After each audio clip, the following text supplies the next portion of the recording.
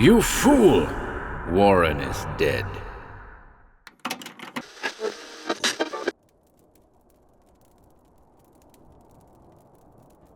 A Christmas Carol by Charles Dickens.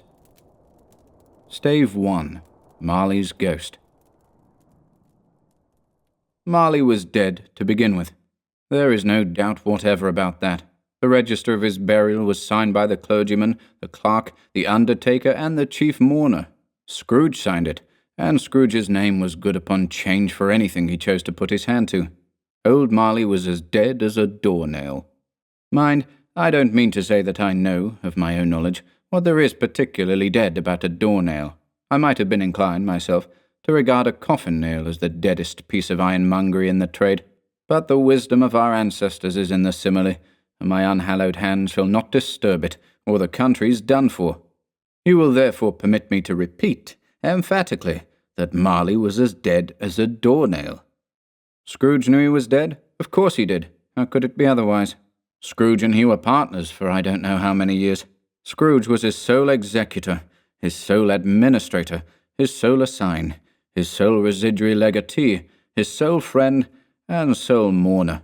And even Scrooge was not so dreadfully cut up by the sad event, but that he was an excellent man of business on the very day of the funeral, and solemnized it with an undoubted bargain. The mention of Marley's funeral brings me back to the point I started from. There is no doubt that Marley was dead. This must be distinctly understood, or nothing wonderful can come of the story I am going to relate. If we were not perfectly convinced that Hamlet's father died before the play began, there would be nothing more remarkable in his taking a stroll at night in an easterly wind upon his own ramparts than there would be in any other middle-aged gentleman rashly turning out after dark in a breezy spot, say St. Paul's churchyard, for instance, literally to astonish his son's weak mind. Scrooge never painted out old Marley's name. There it stood, years afterwards, above the warehouse door, Scrooge and Marley.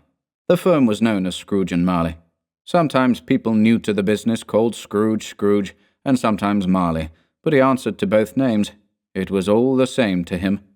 Oh, but he was a tight-fisted hand at the grindstone, Scrooge. A squeezing, wrenching, grasping, scraping, clutching, covetous old sinner. Hard and sharp as flint, from which no steel had ever struck out generous fire, secret and self-contained, and solitary as an oyster. The cold within him froze his old features, nipped his pointed nose, shriveled his cheek, stiffened his gait, made his eyes red, his thin lips blue, and spoke out shrewdly in his grating voice. A frosty rime was on his head, and on his eyebrows, and his wiry chin. He carried his own low temperature always about with him. He iced his office in the dog days, and didn't thaw it 1 degree at Christmas. External heat and cold had little influence on Scrooge. No warmth could warm, no wintry weather chill him. No wind that blew was bitterer than he. No falling snow was more intent upon its purpose. No pelting rain less open to entreaty. Foul weather didn't know where to have him. The heaviest rain, and snow, and hail, and sleet could boast of the advantage over him in only one respect. They often came down handsomely, and Scrooge never did. Nobody ever stopped him in the street to say, with gladsome looks, "My dear Scrooge, how are you? When will you come to see me?" No beggars implored him to bestow a trifle. No children asked him what it was o'clock. No man or woman ever once in all his life inquired the way to such and such a place of Scrooge. Even the blind men's dogs appeared to know him, and when they saw him coming on, would tug their owners into doorways and up courts, and then would wag their tails as though they said, "No eye at all is better than an evil eye, dark master." But what did Scrooge care? It was the very thing he liked. To edge his way along the crowded paths of life, warning all human sympathy to keep its distance, was what the knowing ones call nuts to Scrooge. Once upon a time, of all the good days in the year, on Christmas Eve, old Scrooge sat busy in his counting-house. It was cold, bleak, biting weather, foggy withal, and he could hear the people in the court outside go wheezing up and down, beating their hands upon their breasts, and stamping their feet upon the pavement stones to warm them. The city clocks had only just gone 3, but it was quite dark already. It had not been light all day, and candles were flaring in the windows of the neighbouring offices like ruddy smears upon the palpable brown air. The fog came pouring in at every chink and keyhole, and was so dense without that although the court was of the narrowest, the houses opposite were mere phantoms. To see the dingy cloud come drooping down, obscuring everything, one might have thought that nature lived hard by, and was brewing on a large scale. The door of Scrooge's counting-house was open, that he might keep his eye upon his clerk, who, in a dismal little cell beyond, a sort of tank, was copying letters. Scrooge had a very small fire, but the clerk's fire was so very much smaller that it looked like one coal. But he couldn't replenish it, for Scrooge kept the coal box in his own room, and so surely as the clerk came in with the shovel, the master predicted that it would be necessary for them to part. Wherefore the clerk put on his white comforter and tried to warm himself at the candle, in which effort, not being a man of strong imagination, he failed. "A Merry Christmas, Uncle! God save you!" cried a cheerful voice. It was the voice of Scrooge's nephew, who came upon him so quickly that this was the first intimation he had of his approach. "Ah," said Scrooge, "humbug!" He had so heated himself with rapid walking in the fog and frost, this nephew of Scrooge's, that he was all in a glow. His face was ruddy and handsome, his eyes sparkled, and his breath smoked again. "Christmas a humbug, Uncle," said Scrooge's nephew. "You don't mean that, I'm sure." "I do," said Scrooge. "Merry Christmas. What right have you to be merry? What reason have you to be merry? You're poor enough." "Come then," returned the nephew. "What right have you to be dismal? What reason have you to be morose? You're rich enough." Scrooge, having no better answer ready on the spur of the moment, said, "Ah," again, and followed it up with, "Humbug." "Don't be cross, Uncle," said the nephew. "What else can I be?" returned the uncle, "when I live in such a world of fools as this? Merry Christmas. Out upon Merry Christmas. What's Christmas time to you but a time for paying bills without money? A time for finding yourself a year older, but not an hour richer. A time for balancing your books and having every item in them through a round dozen a month presented dead against you. If I could work my will," said Scrooge indignantly, "every idiot who goes about with Merry Christmas on his lips should be boiled with his own pudding and buried with a stake of holly through his heart, he should." "Uncle," pleaded the nephew. "Nephew," returned the uncle sternly, "keep Christmas in your own way, and let me keep it in mine." "Keep it," repeated Scrooge's nephew. "But you don't keep it." "Let me leave it alone, then," said Scrooge. "Much good may it do you. Much good it has ever done you." "There are many things from which I might have derived good, by which I have not profited, I dare say," returned the nephew. "Christmas among the rest. But I am sure I've always thought of Christmas time when it has come round, apart from the veneration due to its sacred name and origin, if anything belonging to it can be apart from that, as a good time, a kind, forgiving, charitable, pleasant time, the only time I know of, in the long calendar of the year, when men and women seem by one consent to open their shut-up hearts freely, and to think of people below them as if they really were fellow passengers to the grave, and not another race of creatures bound on other journeys. And therefore, Uncle, though it has never put a scrap of gold or silver in my pocket, I believe that it has done me good, and will do me good, and I say, God bless it."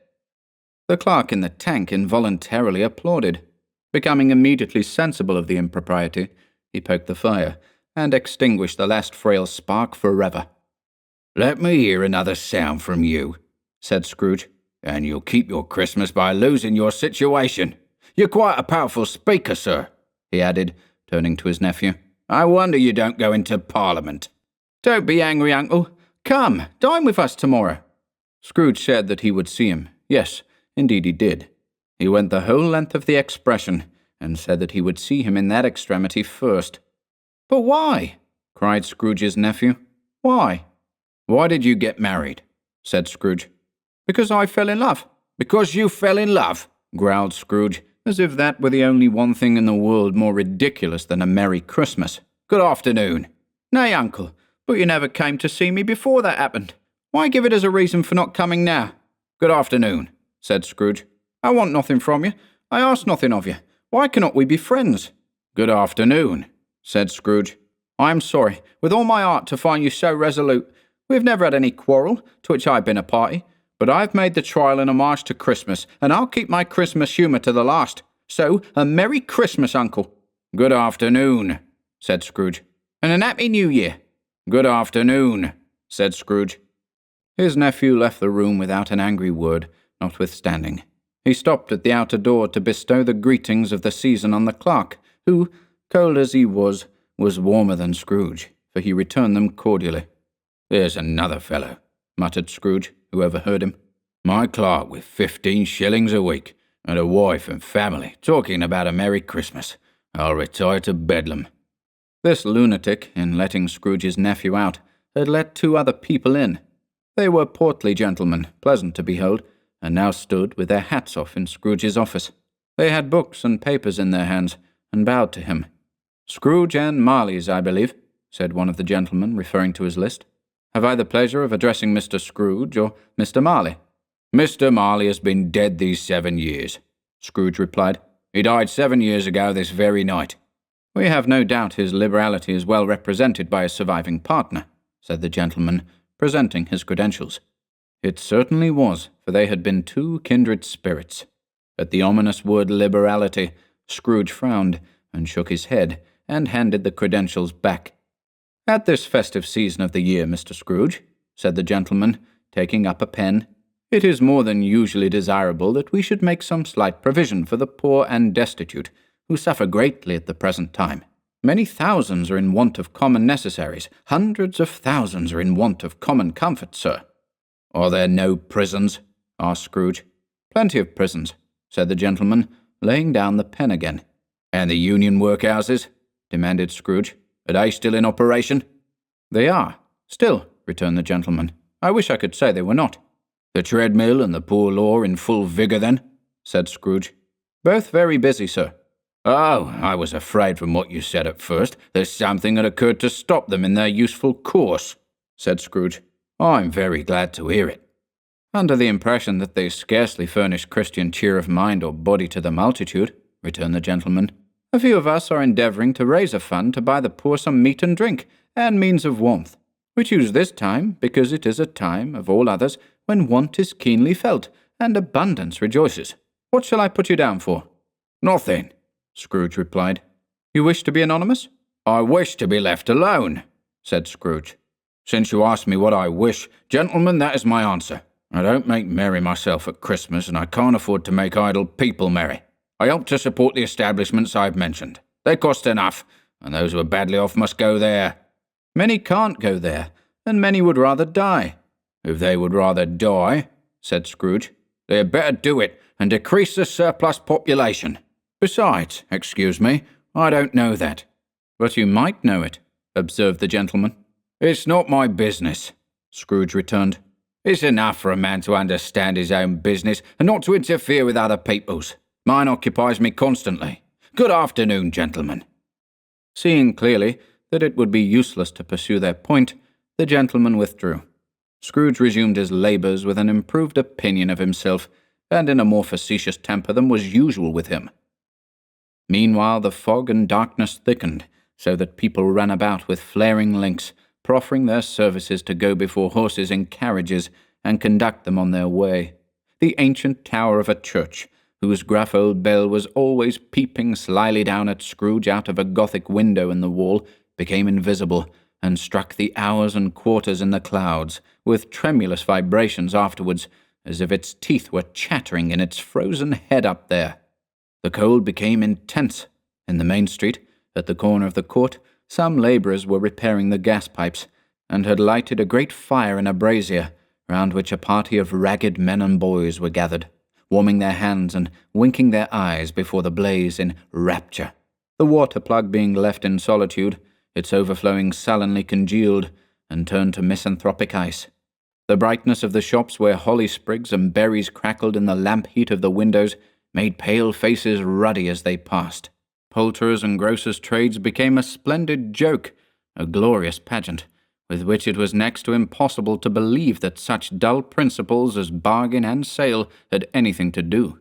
The Lord Mayor, in the stronghold of the mighty mansion house, gave orders to his 50 cooks and butlers to keep Christmas as a Lord Mayor's household should, and even the little tailor, whom he had fined 5 shillings on the previous Monday for being drunk and bloodthirsty in the streets, stirred up tomorrow's pudding in his garret, while his lean wife and the baby sallied out to buy the beef. Foggier yet, and colder, piercing, searching, biting cold.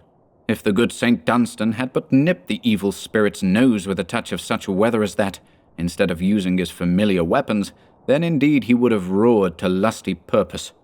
The owner of one scant young nose, gnawed and mumbled by the hungry cold as bones are gnawed by dogs, stooped down at Scrooge's keyhole to regale him with a Christmas carol, but at the first sound of "God bless you, merry gentlemen, may nothing you dismay," Scrooge seized the ruler with such energy of action that the singer fled in terror, leaving the keyhole to the fog and even more congenial frost.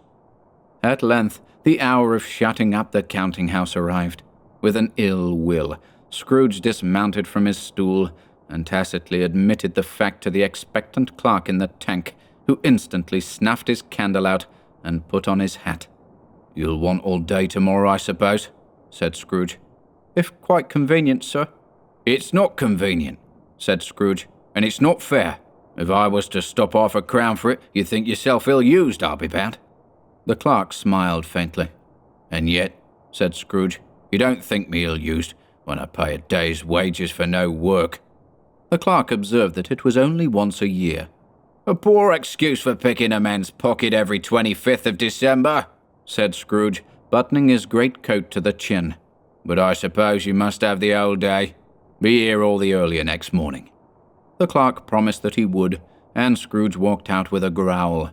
The office was closed in a twinkling, and the clerk, with the long ends of his white comforter dangling below his waist, for he boasted no greatcoat, went down a slide on Cornhill, at the end of a lane of boys 20 times, in honour of its being Christmas Eve, and then ran home to Camden Town as hard as he could pelt, to play at Blindman's Buff. Scrooge took his melancholy dinner in his usual melancholy tavern, and having read all the newspapers, and beguiled the rest of the evening with his banker's book, went home to bed. He lived in chambers, which had once belonged to his deceased partner. They were a gloomy suite of rooms, in a lowering pile of building up a yard, where it had so little business to be, that one could scarcely help fancying it must have run there when it was a young house, playing at hide-and-seek with other houses, and forgotten the way out again. It was old enough now, and dreary enough, for nobody lived in it but Scrooge, the other rooms being all let out as offices. The yard was so dark that even Scrooge, who knew its every stone, was fain to grope with his hands. The fog and frost so hung about the black old gateway of the house that it seemed as if the genius of the weather sat in mournful meditation on the threshold. Now, it is a fact that there was nothing at all particular about the knocker on the door, except that it was very large. It is also a fact that Scrooge had seen it night and morning during his whole residence in that place. Also that Scrooge had as little of what is called fancy about him as any man in the city of London, even including, which is a bold word, the corporation, alderman, and livery. Let it also be borne in mind that Scrooge had not bestowed one thought on Marley since his last mention of his 7 years dead partner that afternoon. And then let any man explain to me, if he can, how it happened that Scrooge, having his key in the lock of the door, saw in the knocker, without its undergoing any intermediate process of change, not a knocker, but Marley's face. Marley's face. It was not an impenetrable shadow as the other objects in the yard were, but had a dismal light about it, like a bad lobster in a dark cellar. It was not angry or ferocious, but looked at Scrooge as Marley used to look, with ghostly spectacles turned up on its ghostly forehead. The hair was curiously stirred, as if by breath or hot air, and, though the eyes were wide open, they were perfectly motionless. That, and its livid colour, made it horrible, but its horror seemed to be in spite of the face and beyond its control, rather than a part of its own expression. As Scrooge looked fixedly at this phenomenon, it was a knocker again. To say that he was not startled, or that his blood was not conscious of a terrible sensation to which it had been a stranger from infancy, would be untrue. But he put his hand upon the key he had relinquished, turned it sturdily, walked in, and lighted his candle. He did pause, with a moment's irresolution, before he shut the door, and he did look cautiously behind it first, as if he half expected to be terrified with the sight of Marley's pigtail sticking out into the hall. But there was nothing on the back of the door, except the screws and nuts that held the knocker on, so he said, "Pooh-pooh," and closed it with a bang. The sound resounded through the house like thunder. Every room above and every cask in the wine merchant's cellars below appeared to have a separate peal of echoes of its own. Scrooge was not a man to be frightened by echoes. He fastened the door and walked across the hall and up the stairs, slowly too, trimming his candle as he went. You may talk vaguely about driving a coach and six up a good old flight of stairs, or through a bad young Act of Parliament, but I mean to say you might have got a hearse up that staircase, and taken it broadwise, with the splinter bar towards the wall and the door towards the balustrades, and done it easy. There was plenty of width for that, and room to spare, which is perhaps the reason why Scrooge thought he saw a locomotive hearse going on before him in the gloom. Half a dozen gas lamps out of the street wouldn't have lighted the entry too well, so you may suppose that it was pretty dark with Scrooge's dip. Up Scrooge went, not caring a button for that. Darkness is cheap, and Scrooge liked it. But before he shut his heavy door, he walked through his rooms to see that all was right. He had just enough recollection of the face to desire to do that. Sitting room, bedroom, lumber room, all as they should be. Nobody under the table, nobody under the sofa. A small fire in the grate, spoon and basin ready, and the little saucepan of gruel, Scrooge had a cold in his head, upon the hob. Nobody under the bed, nobody in the closet, nobody in his dressing gown, which was hanging up in a suspicious attitude against the wall. Lumber room as usual, old fireguard, old shoes, 2 fish baskets, washing stand on 3 legs, and a poker. Quite satisfied, he closed his door and locked himself in, double-locked himself in, which was not his custom. Thus secured against surprise, he took off his cravat, put on his dressing gown and slippers, and his nightcap, and sat down before the fire to take his gruel. It was a very low fire indeed, nothing on such a bitter night.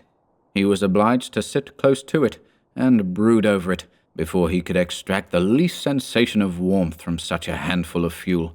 The fireplace was an old one, built by some Dutch merchant long ago, and paved all round with quaint Dutch tiles, designed to illustrate the scriptures. There were Cains and Abels, Pharaoh's daughters, queens of Sheba, angelic messengers descending through the air on clouds like feather-beds, Abrahams, Belshazzars, apostles putting off to sea in butter-boats, hundreds of figures to attract his thoughts, and yet that face of Marley, 7 years dead, came like the ancient prophet's rod, and swallowed up the whole. If each smooth tile had been a blank at first, with power to shape some picture on its surface from the disjointed fragments of his thoughts, there would have been a copy of old Marley's head on every one. "Humbug," said Scrooge, and walked across the room. After several turns, he sat down again. As he threw his head back in the chair, his glance happened to rest upon a bell, a disused bell that hung in the room, and communicated for some purpose now forgotten with a chamber in the highest story of the building. It was with great astonishment, and with a strange, inexplicable dread, that as he looked, he saw this bell begin to swing.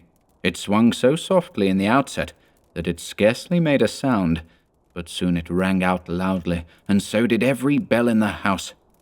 This might have lasted half a minute or a minute, but it seemed an hour. The bells ceased as they had begun, together. They were succeeded by a clanking noise, deep down below, as if some person were dragging a heavy chain over the casks in the wine merchant's cellar. Scrooge then remembered to have heard that ghosts in haunted houses were described as dragging chains. The cellar door flew open with a booming sound, and then he heard the noise much louder on the floors below, then coming up the stairs, then coming straight towards his door. "He's humbug still," said Scrooge. "I won't believe it." His colour changed, though, when, without a pause, it came on through the heavy door and passed into the room before his eyes. Upon its coming in, the dying flame leaped up as though it cried, "I know him! Marley's ghost!" and fell again. The same face, the very same. Marley in his pigtail, usual waistcoat, tights and boots, the tassels on the latter bristling like his pigtail, and his coat skirts, and the hair upon his head. The chain he drew was clasped about his middle. It was long, and wound about him like a tail, and it was made, for Scrooge observed it closely, of cash-boxes, keys, padlocks, ledgers, deeds, and heavy purses wrought in steel. His body was transparent, so that Scrooge, observing him, and looking through his waistcoat, could see the 2 buttons on his coat behind. Scrooge had often heard it said that Marley had no bowels, but he had never believed it until now. No, nor did he believe it even now, though he looked the phantom through and through, and saw it standing before him, though he felt the chilling influence of its death-cold eyes, and marked the very texture of the folded kerchief bound about its head and chin, which a wrapper he had not observed before. He was still incredulous, and fought against his senses. "How now?" said Scrooge, caustic and cold as ever. "What do you want with me?" "Much." Marley's voice. No doubt about it. "Who are you?" "Ask me who I was." "Who were you then?" said Scrooge, raising his voice. "You're particular for a shade." He was going to say to a shade, but substituted this as more appropriate. "In life, I was your partner, Jacob Marley." Can you sit down?" asked Scrooge, looking doubtfully at him. "I can." "Do it, then." Scrooge asked the question because he didn't know whether a ghost so transparent might find himself in a condition to take a chair, and felt that in the event of its being impossible, it might involve the necessity of an embarrassing explanation. But the ghost sat down on the opposite side of the fireplace, as if he were quite used to it. "You don't believe in me," observed the ghost. "I don't," said Scrooge. "Why do you doubt your senses?" "Because," said Scrooge, "a little thing affects them. A slight disorder of the stomach makes them cheats. You may be an undigested bit of beef, a blot of mustard, a crumb of cheese, a fragment of underdone potato. There's more of gravy than of grave about you, whatever you are." Scrooge was not much in the habit of cracking jokes, nor did he feel in his heart by any means waggish then. The truth is that he tried to be smart as a means of distracting his own attention and keeping down his terror, for the spectre's voice disturbed the very marrow in his bones. To sit staring at those fixed, glazed eyes in silence for a moment would play, Scrooge felt, the very deuce with him. There was something very awful, too, in the spectre's being provided with an infernal atmosphere of its own. Scrooge could not feel it himself, but this was clearly the case, for though the ghost sat perfectly motionless, its hair and skirts and tassels were still agitated as by the hot vapour from an oven. "You see this toothpick?" said Scrooge, returning quickly to the charge for the reason just assigned, and wishing, though it were only for a second, to divert the vision's stony gaze from himself. "I do," replied the ghost. "You're not looking at it," said Scrooge. "But I see it," said the ghost, notwithstanding. "Well," returned Scrooge, "I have but to swallow this, and be for the rest of my days persecuted by a legion of goblins, all of my own creation. Humbug, I tell you, humbug!" At this, the spirit raised a frightful cry, and shook its chain with such a dismal and appalling noise that Scrooge held on tight to his chair to save himself from falling in a swoon. But how much greater was his horror when the phantom, taking off the bandage round its head, as if it were too warm to wear indoors, its lower jaw dropped down upon its breast. Scrooge fell upon his knees and clasped his hands before his face. "Mercy," he said. "Dreadful apparition, why do you trouble me?" "Man of the worldly mind," replied the ghost, "do you believe in me or not?" "I do," said Scrooge. "I must. But why do spirits walk the earth, and why do they come to me?" "It is required of every man," the ghost returned, "that the spirit within him should walk abroad among his fellow men, and travel far and wide, and if that spirit goes not forth in life, it is condemned to do so after death. It is doomed to wander through the world, oh, woe is me, and witness what it cannot share, but might have shared on earth, and turn to happiness." Again the spectre raised a cry, and shook its chain and wrung its shadowy hands. "You are fettered," said Scrooge, trembling. "Tell me why." "I wear the chain I forged in life," replied the ghost. "I made it link by link, and yard by yard. I girded it on of my own free will, and of my own free will I wore it. Is its pattern strange to you?" Scrooge trembled more and more, Or would you know, pursued the ghost, the weight and length of the strong coil you bear yourself? It was full as heavy and as long as this 7 Christmas Eves ago. You have laboured on it since. It is a ponderous chain. Scrooge glanced about him on the floor, in the expectation of finding himself surrounded by some 50 or 60 fathoms of iron cable, but he could see nothing. "Jacob," he said imploringly. "Oh, Jacob Marley, tell me more. Speak comfort to me, Jacob." "I have none to give," the ghost replied.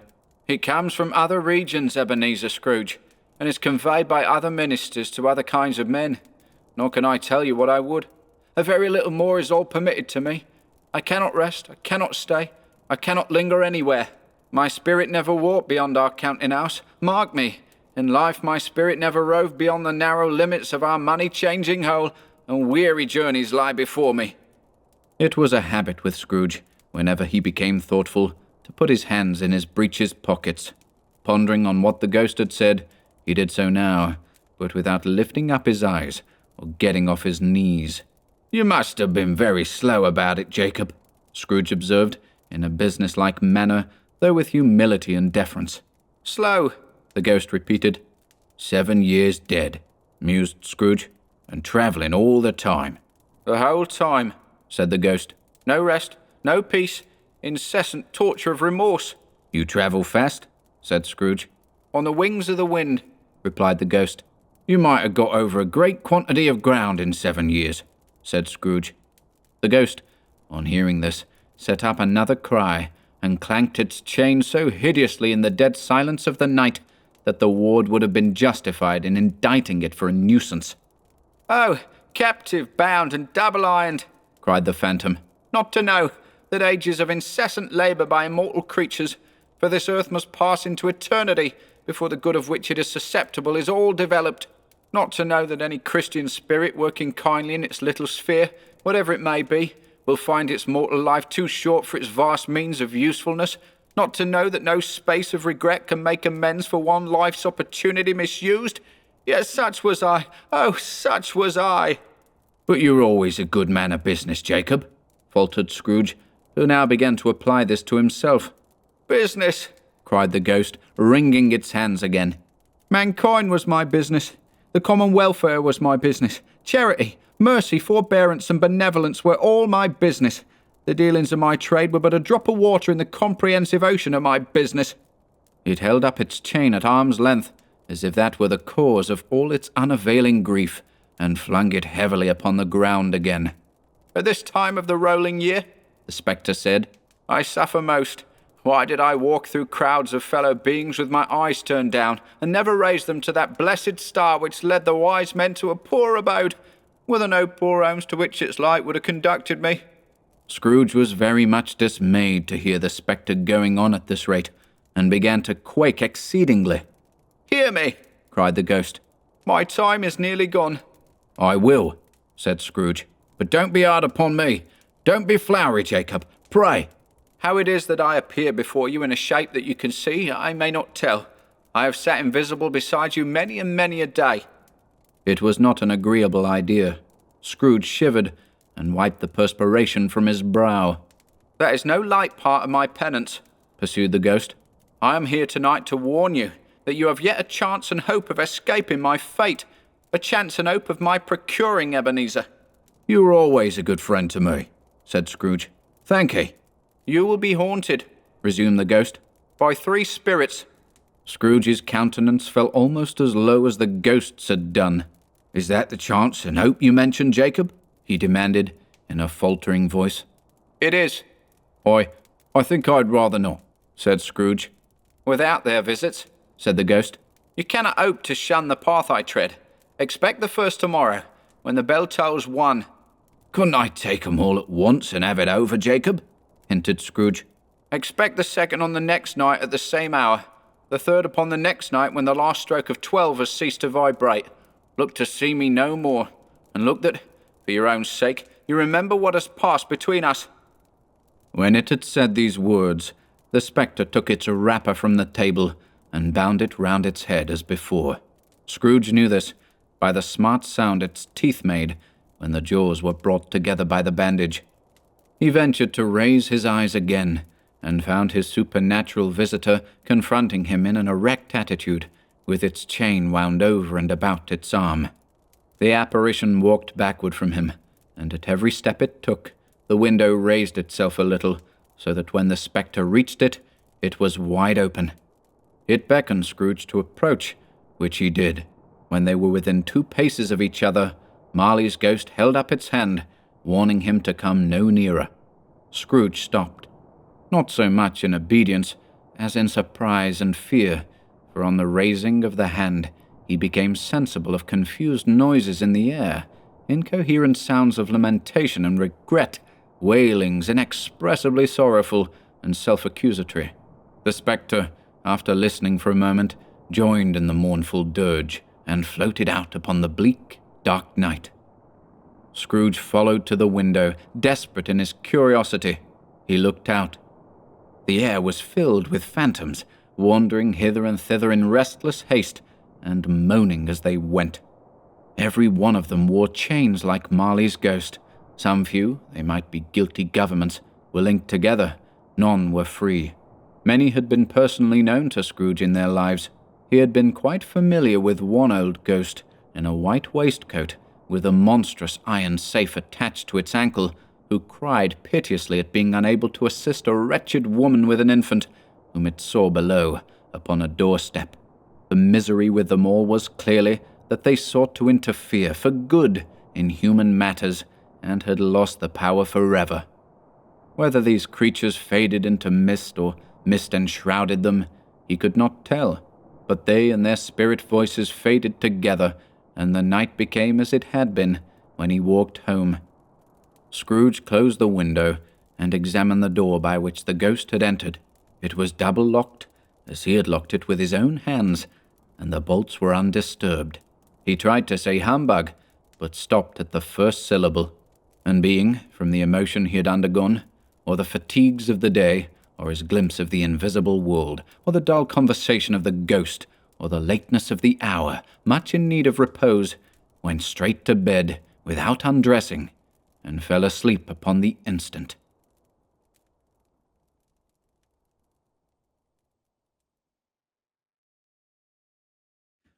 A Christmas Carol by Charles Dickens. Stave 2, the first of the 3 spirits.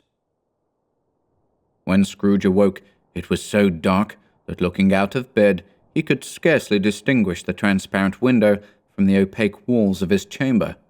He was endeavouring to pierce the darkness with his ferret eyes when the chimes of a neighbouring church struck the 4 quarters, so he listened for the hour. To his great astonishment, the heavy bell went on from 6 to 7, and from 7 to 8, and regularly up to 12, then stopped. 12. It was past 2 when he went to bed. The clock was wrong. An icicle must have got into the works. 12. He touched the spring of his repeater to correct this most preposterous clock. Its rapid little pulse beat 12, and stopped. "Why, it isn't possible," said Scrooge, "that I can have slept through a whole day and far into another night. It isn't possible that anything has happened to the sun, and this is 12 at noon." The idea being an alarming one, he scrambled out of bed and groped his way to the window. He was obliged to rub the frost off with a sleeve of his dressing-gown before he could see anything, and could see very little then. All he could make out was that it was still very foggy and extremely cold, and that there was no noise of people running to and fro and making a great stir, as there unquestionably would have been if night had beaten off bright day and taken possession of the world.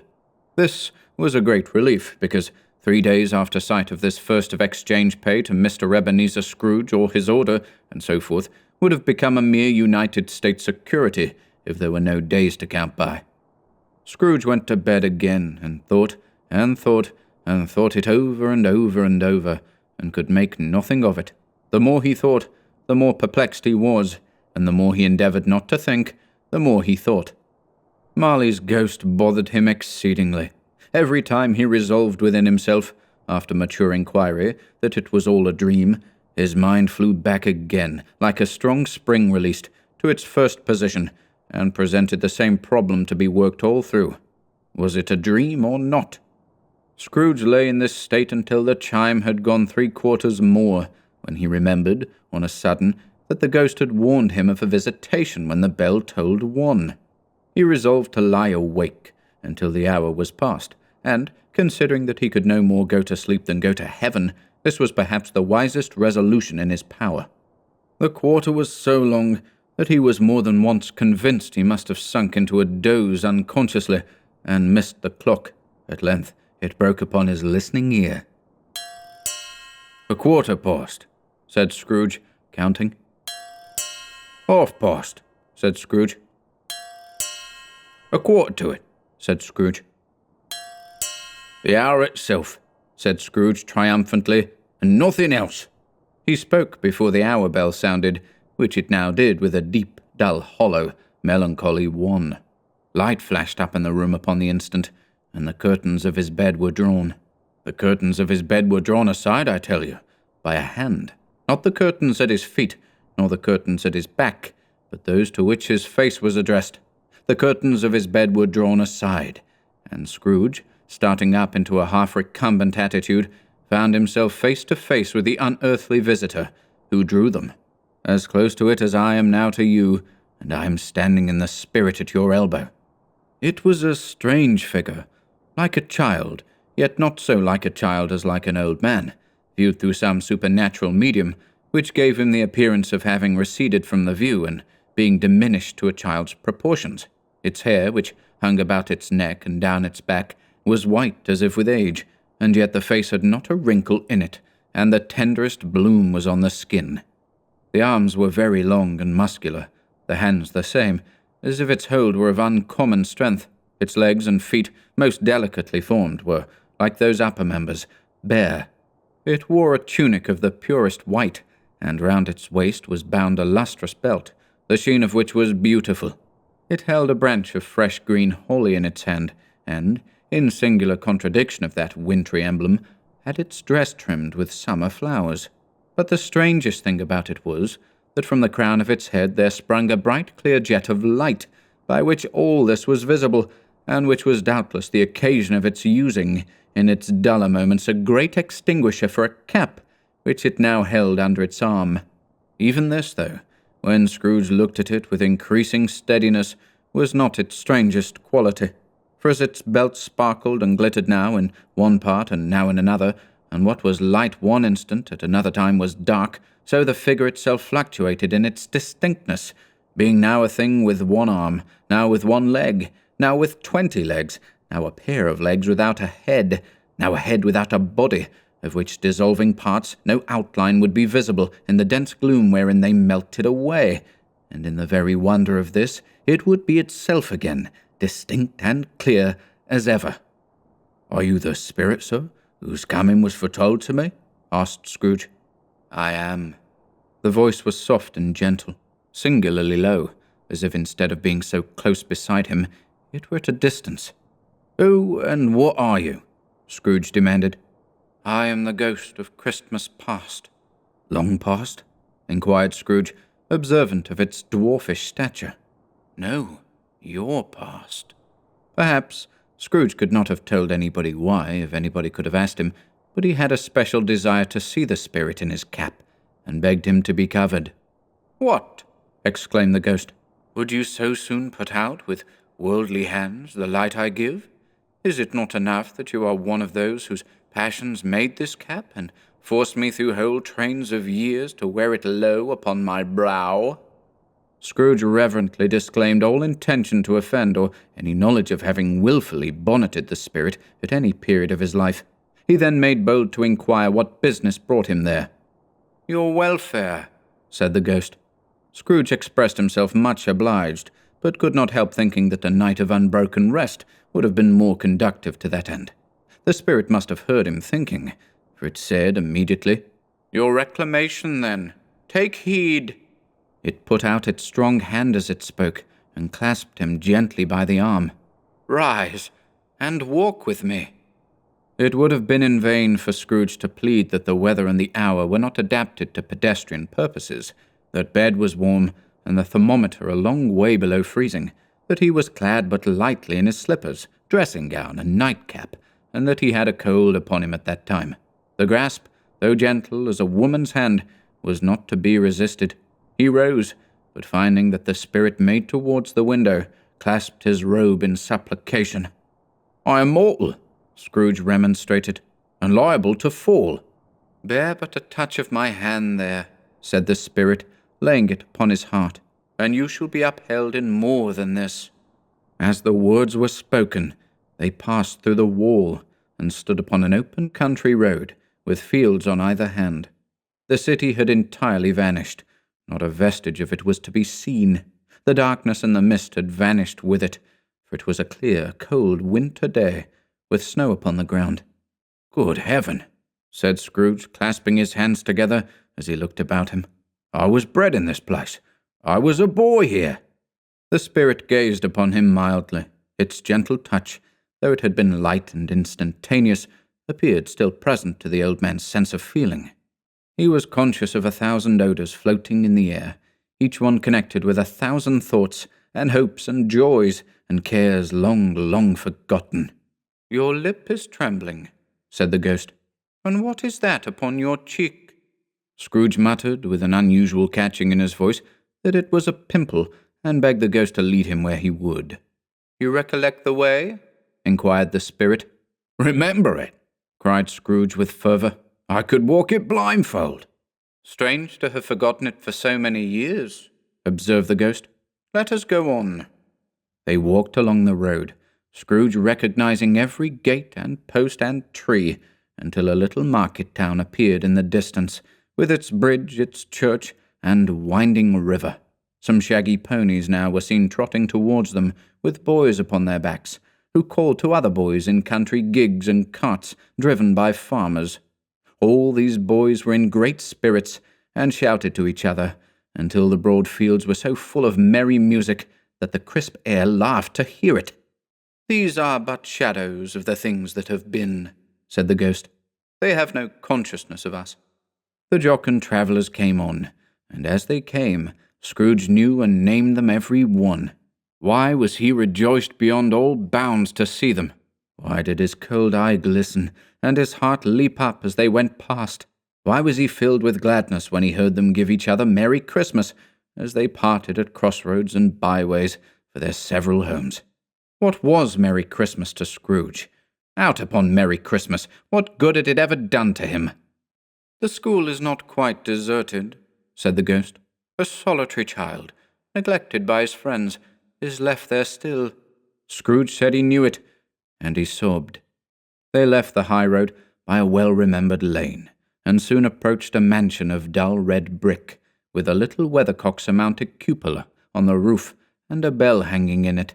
It was a large house, but one of broken fortunes, for the spacious offices were little used, their walls were damp and mossy, their windows broken, and their gates decayed.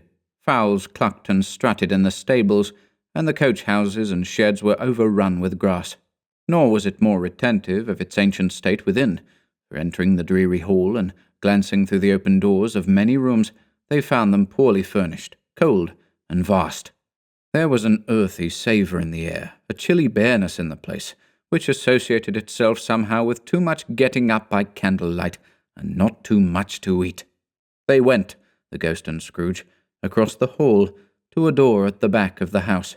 It opened before them, and disclosed a long, bare, melancholy room, made barer still by lines of plain deal forms and desks. At one of these a lonely boy was reading near a feeble fire, and Scrooge sat down upon a form and wept to see his poor forgotten self as he used to be. Not a latent echo in the house, not a squeak and scuffle from the mice behind the panelling, not a drip from the half-thawed waterspout in the dull yard behind, not a sigh among the leafless boughs of one despondent poplar, not the idle swinging of an empty storehouse door, no, not a clicking in the fire, but fell upon the heart of Scrooge with a softening influence, and gave a freer passage to his tears. The spirit touched him on the arm, and pointed to his younger self, intent upon his reading. Suddenly a man, in foreign garments, wonderfully real and distinct to look at, stood outside the window, with an axe stuck in his belt, and leading by the bridle an ass laden with wood. "Why, It's Ali Baba!" Scrooge exclaimed in ecstasy. "It's dear old honest Ali Baba. Yes, I know. One Christmas time, when yonder solitary child was left here all alone, he did come for the first time, just like that. Poor boy. And Valentine," said Scrooge, "and his wild brother Orson. There they go. And what's his name? Who was put down in his drawers asleep at the gate of Damascus. Don't you see him? And the Sultan's groom turned upside down by the genii. There he is upon his head. Serve him right, I'm glad of it. What business had he to be married to the princess?" To hear Scrooge expending all the earnestness of his nature on such subjects, in a most extraordinary voice between laughing and crying, and to see his heightened and excited face, would have been a surprise to his business friends in the city indeed. "There's the parrot," cried Scrooge. "Green body and yellow tail, with a thing like a lettuce growing out of the top of his head. There he is. Poor Robin Crusoe, he called him, when he came home again after sailing round the island. Poor Robin Crusoe. Where have you been, Robin Crusoe? The men thought he was dreaming, but he wasn't. It was the parrot, you know. There goes Friday, running for his life to the little creek. Halloa! Hoop! Halloo!" Then, with a rapidity of transition very foreign to his usual character, he said, in pity for his former self, "Poor boy," and cried again.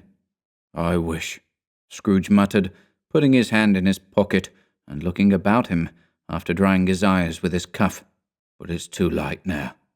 "What is the matter?" asked the spirit. "Nothing," said Scrooge.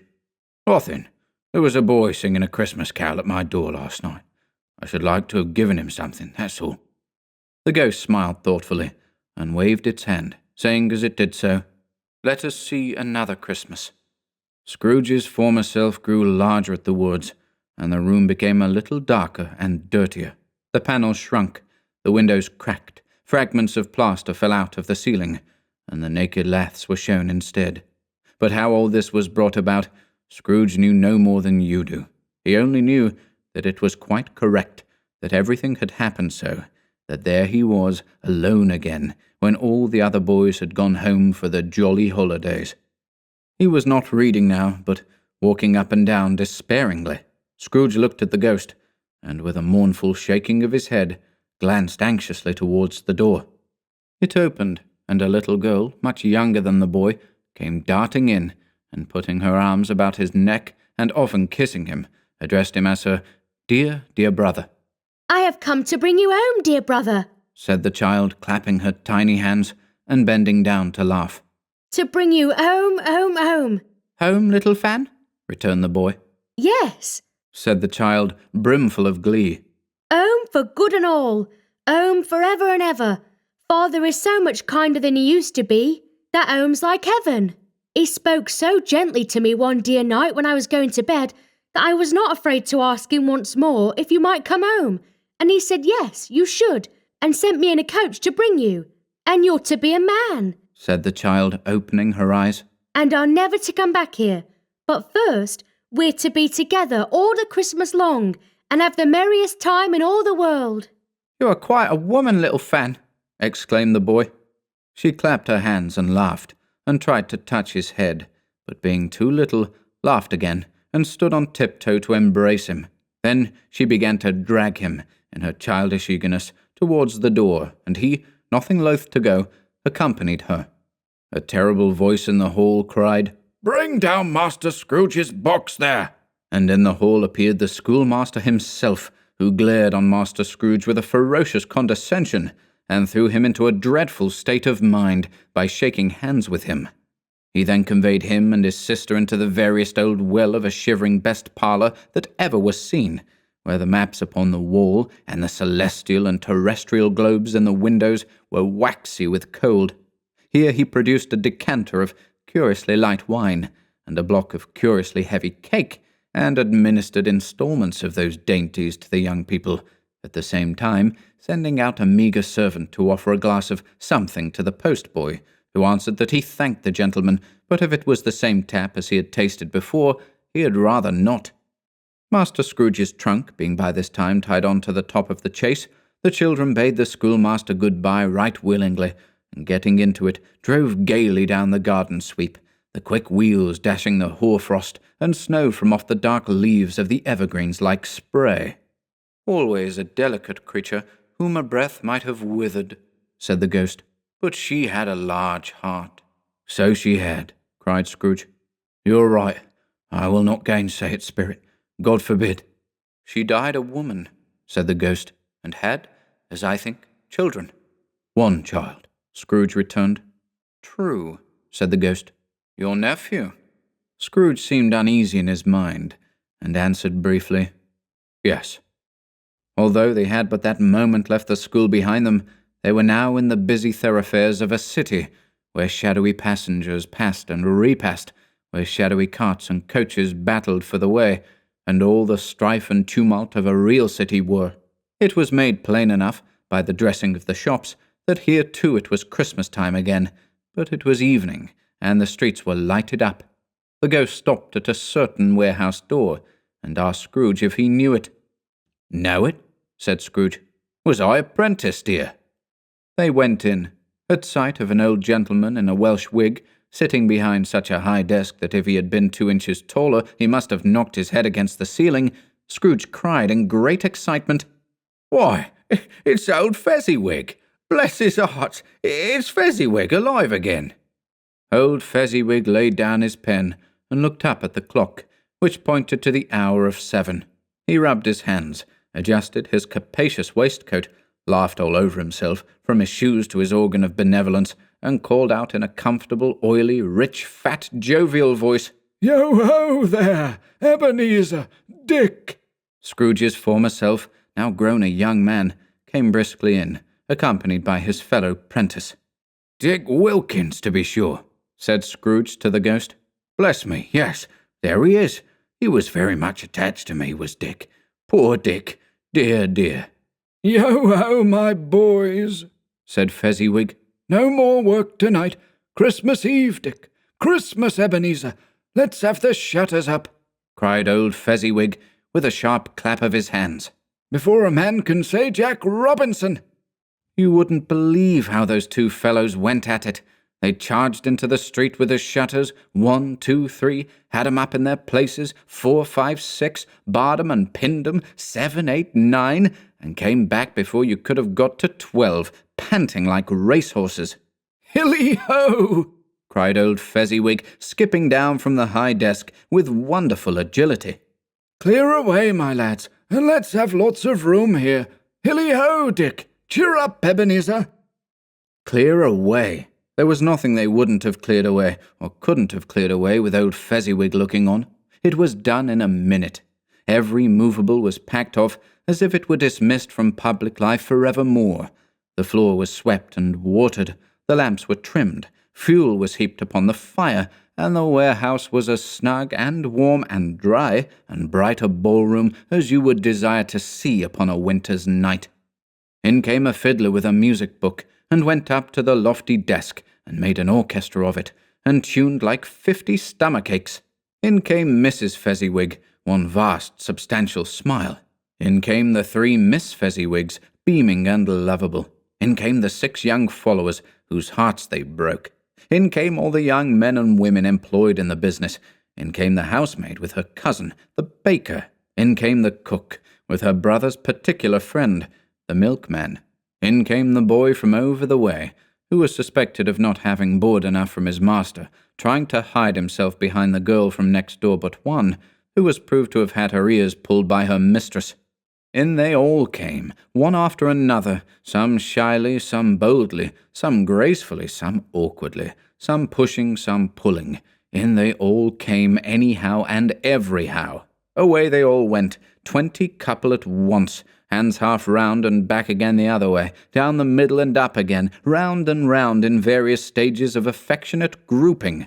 Old top couple always turning up in the wrong place, new top couple starting off again, as soon as they got there, all top couples at last, and not a bottom one to help them. When this result was brought about, old Fezziwig, clapping his hands to stop the dance, cried out, "Well done!" and the fiddler plunged his hot face into a pot of porter, especially provided for that purpose. But scorning rest, upon his reappearance, he instantly began again, though there were no dancers yet, as if the other fiddler had been carried home, exhausted on a shutter, and he were a brand new man resolved to beat him out of sight, or perish. There were more dances, and there were forfeits, and more dances, and there was cake, and there was negus, and there was a great piece of cold roast, and there was a great piece of cold boiled, and there were mince pies, and plenty of beer. But the great effect of the evening came after the roast and boiled, when the fiddler, an artful dog mind, the sort of man who knew his business better than you or I could have told it him, struck up Sir Roger de Coverley. Then old Fezziwig stood out to dance with Mrs. Fezziwig. Top couple, too, with a good stiff piece of work cut out for them, 3 or 4 and 20 pair of partners, people who were not to be trifled with, people who would dance and had no notion of walking. But if they had been twice as many, 4 times, old Fezziwig would have been a match for them, and so would Mrs. Fezziwig. As to her, she was worthy to be his partner in every sense of the term. If that's not high praise, tell me higher, and I'll use it. A positive light appeared to issue from Fezziwig's calves. They shone in every part of the dance like moons. You couldn't have predicted, at any given time, what would have become of them next. And when old Fezziwig and Mrs. Fezziwig had gone all through the dance, advance and retire, both hands to your partner, bow and curtsy, corkscrew, thread the needle, and back again to your place, Fezziwig cut so deftly that he appeared to wink with his legs, and came upon his feet again without a stagger. When the clock struck 11, this domestic ball broke up. Mr. and Mrs. Fezziwig took their stations, one on either side of the door, and shaking hands with every person individually as he or she went out, wished him or her a Merry Christmas. When everybody had retired but the 2 prentices, they did the same to them, and thus the cheerful voices died away, and the lads were left to their beds, which were under a counter in the back shop. During the whole of this time, Scrooge had acted like a man out of his wits. His heart and soul were in the scene, and with his former self. He corroborated everything, remembered everything, enjoyed everything, and underwent the strangest agitation. It was not until now, when the bright faces of his former self and Dick were turned from them, that he remembered the ghost, and became conscious that it was looking full upon him, while the light upon its head burnt very clear. "A small matter," said the ghost, "to make these silly folks so full of gratitude." "Small?" echoed Scrooge. The spirit signed to him to listen to the 2 apprentices, who were pouring out their hearts in praise of Fezziwig, and when he had done so, said, "Why, is it not? He has spent but a few pounds of your mortal money, 3 or 4 perhaps. Is that so much that he deserves this praise?" "It isn't that," said Scrooge, heated by the remark, and speaking unconsciously like his former, not his latter self. "It isn't that, spirit. He has the power to render us happy or unhappy, to make our service light or burdensome, a pleasure or a toil. Say that his power lies in words and looks, and things so slight and insignificant that it is impossible to add and count 'em up. What then? The happiness he gives is quite as great as if it cost a fortune." He felt the spirit's glance, and stopped. "What is the matter?" asked the ghost. "Nothing particular," said Scrooge.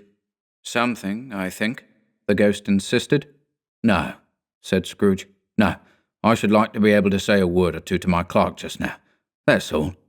His former self turned down the lamps as he gave utterance to the wish, and Scrooge and the ghost again stood side by side in the open air. "My time grows short," observed the spirit.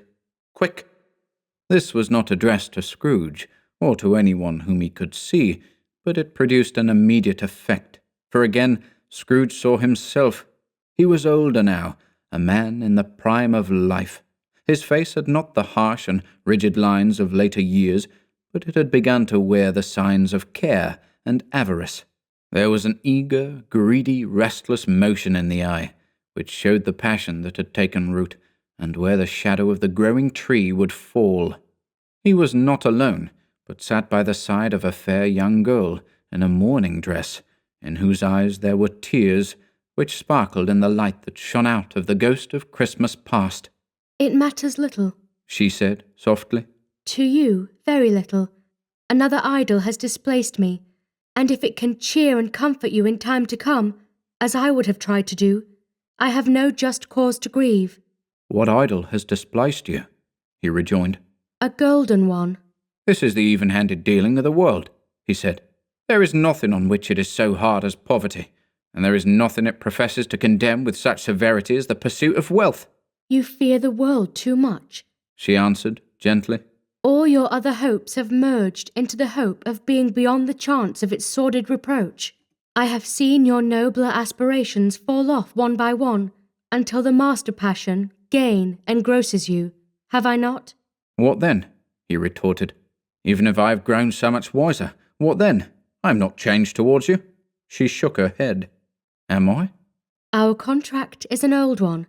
It was made when we were both poor and content to be so, until, in good season, we could improve our worldly fortune by our patient industry. You are changed. When it was made, you were another man. I was a boy, he said impatiently. Your own feeling tells you that you were not what you are, she returned. I am. That which promised happiness when we were one in heart is fraught with misery now that we are two. How often and how keenly I have thought of this, I will not say. It is enough that I have thought of it, and can release you. Have I ever sought release? In words? No, never. In what then? In a changed nature, in an altered spirit, in another atmosphere of life, another hope as its great end, in everything that made my love of any worth or value in your sight. If this had never been between us, said the girl, looking mildly but with steadiness upon him. Tell me, would you seek me out and try to win me now? Ah, no. He seemed to yield to the justice of this supposition in spite of himself, but he said with a struggle, You think not? I would gladly think otherwise if I could, she answered. Heaven knows, when I have learned a truth like this, I know how strong and irresistible it must be. But if you were free today, tomorrow, yesterday, can even I believe that you would choose a dowerless girl? You who, in your very confidence with her, weigh everything by gain? Or, choosing her, if for a moment you were false enough to your one guiding principle to do so, do I not know that your repentance and regret would surely follow? I do, and I release you, with a full heart, for the love of him you once were. He was about to speak, but with her head turned from him, she resumed. You may, the memory of what is past half makes me hope you will, have pain in this. A very, very brief time, and you will dismiss the recollection of it, gladly, as an unprofitable dream from which it happened well that you awoke. May you be happy in the life you have chosen. She left him, and they parted. Spirit, said Scrooge, show me no more. Conduct me home. Why do you delight to torture me? One shadow more, exclaimed the ghost. No more, cried Scrooge.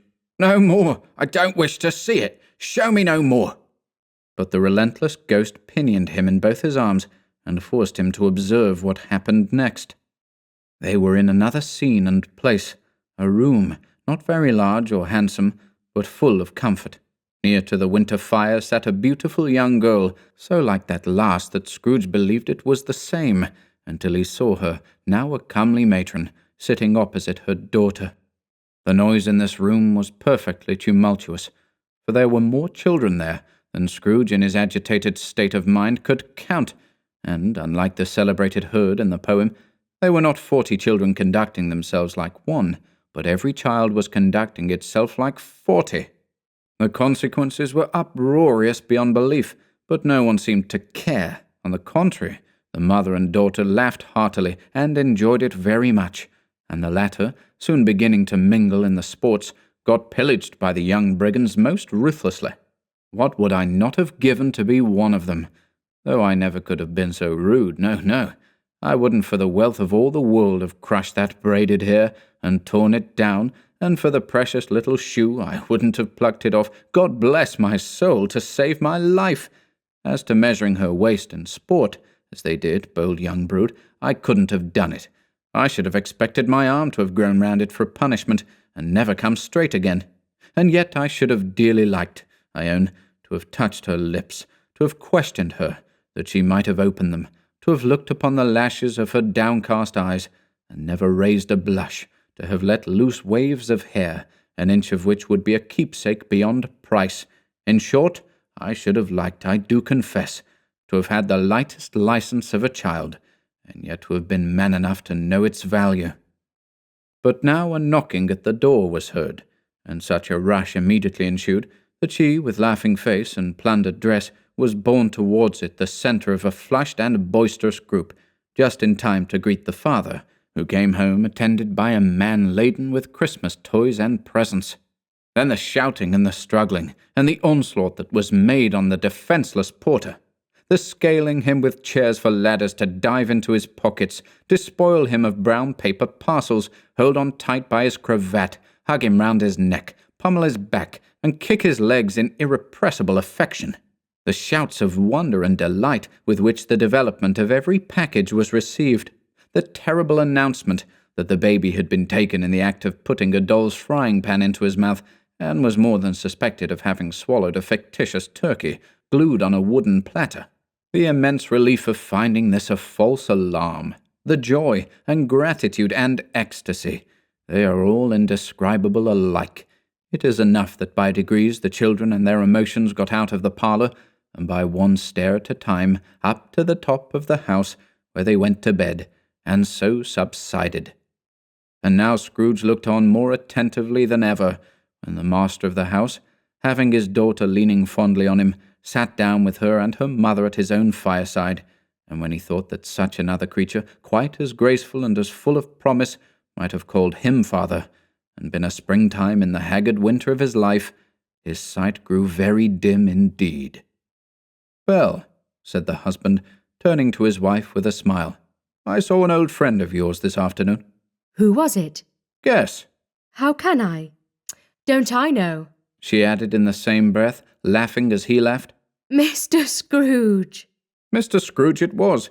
I passed his office window, and as it was not shut up, and he had a candle inside, I could scarcely help seeing him. His partner lies upon the point of death, I hear, and there he sat alone, quite alone in the world, I do believe. "Spirit," said Scrooge in a broken voice, "remove me from this place." "I told you these were shadows of the things that have been," said the ghost. "That they are what they are, do not blame me." "Remove me," Scrooge exclaimed. "I cannot bear it." He turned upon the ghost, and seeing that it looked upon him with a face, in which in some strange way there were fragments of all the faces it had shown him, wrestled with it. "Leave me! Take me back! Haunt me no longer!" In the struggle, if that can be called a struggle in which the ghost with no visible resistance on its own part was undisturbed by any effort of its adversary, Scrooge observed that its light was burning high and bright, and dimly connecting that with its influence over him, he seized the extinguisher cap, and by a sudden action pressed it down upon its head. The spirit dropped beneath it, so that the extinguisher covered its whole form, but though Scrooge pressed it down with all his force, he could not hide the light, which streamed from under it in an unbroken flood upon the ground. He was conscious of being exhausted, and overcome by an irresistible drowsiness, and, further, of being in his own bedroom. He gave the cap a parting squeeze, in which his hand relaxed, and had barely time to reel to bed before he sank into a heavy sleep.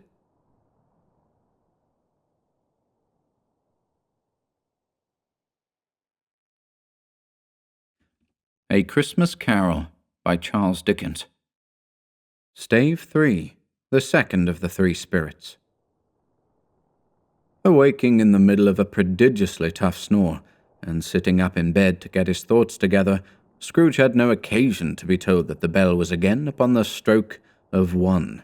He felt that he was restored to consciousness in the right nick of time, for the especial purpose of holding a conference with the second messenger dispatched to him through Jacob Marley's intervention. But finding that he turned uncomfortably cold when he began to wonder which of his curtains this new spectre would draw back, he put them every one aside with his own hands, and lying down again, established a sharp lookout all round the bed, for he wished to challenge the spirit on the moment of its appearance, and did not wish to be taken by surprise and made nervous. Gentlemen of the free and easy sort, who plume themselves on being acquainted with a move or two, and being usually equal to the time of day, express the wide range of their capacity for adventure by observing that they are good for anything, from pitch and toss to manslaughter, between which opposite extremes, no doubt, there lies a tolerably wide and comprehensive range of subjects. Without venturing for Scrooge quite as heartily as this, I don't mind calling on you to believe that he was ready for a good broad field of strange appearances, and that nothing between a baby and rhinoceros would have astonished him very much. Now, being prepared for almost anything, he was not by any means prepared for nothing, and consequently, when the bell struck 1 and no shape appeared, he was taken with a violent fit of trembling. 5 minutes, 10 minutes, a quarter of an hour went by, yet nothing came. All this time he lay upon his bed, the very core and centre of a blaze of ruddy light, which streamed upon it when the clock proclaimed the hour, and which, being only light, was more alarming than a dozen ghosts, as he was powerless to make out what it meant, or would be at, and was sometimes apprehensive that he might be at that very moment an interesting case of spontaneous combustion, without having the consolation of knowing it. At last, however, he began to think, as you or I would have thought at first, for it is always the person not in the predicament who knows what ought to have been done in it, and would unquestionably have done it too. At last, I say, he began to think that the source and secret of this ghostly light might be in the adjoining room, from whence, on further tracing it, it seemed to shine. This idea taking full possession of his mind, he got up softly and shuffled in his slippers to the door. The moment Scrooge's hand was on the lock, a strange voice called him by his name and bade him enter. He obeyed. It was his own room, there was no doubt about that, but it had undergone a surprising transformation.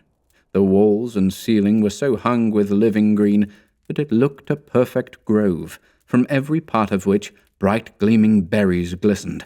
The crisp leaves of holly, mistletoe, and ivy reflected back the light, as if so many little mirrors had been scattered there, and such a mighty blaze went roaring up the chimney as that dull petrification of a hearth had never known in Scrooge's time, or Marley's, or for many and many a winter season gone.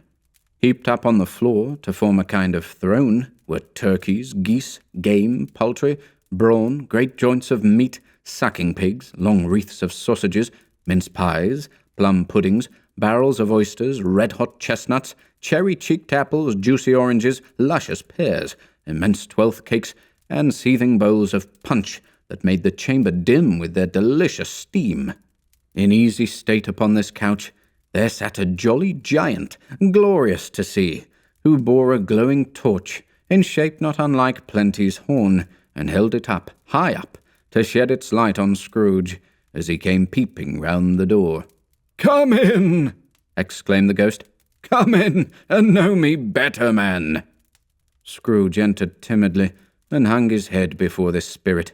He was not the dogged Scrooge he had been, and though the spirit's eyes were clear and kind, he did not like to meet them.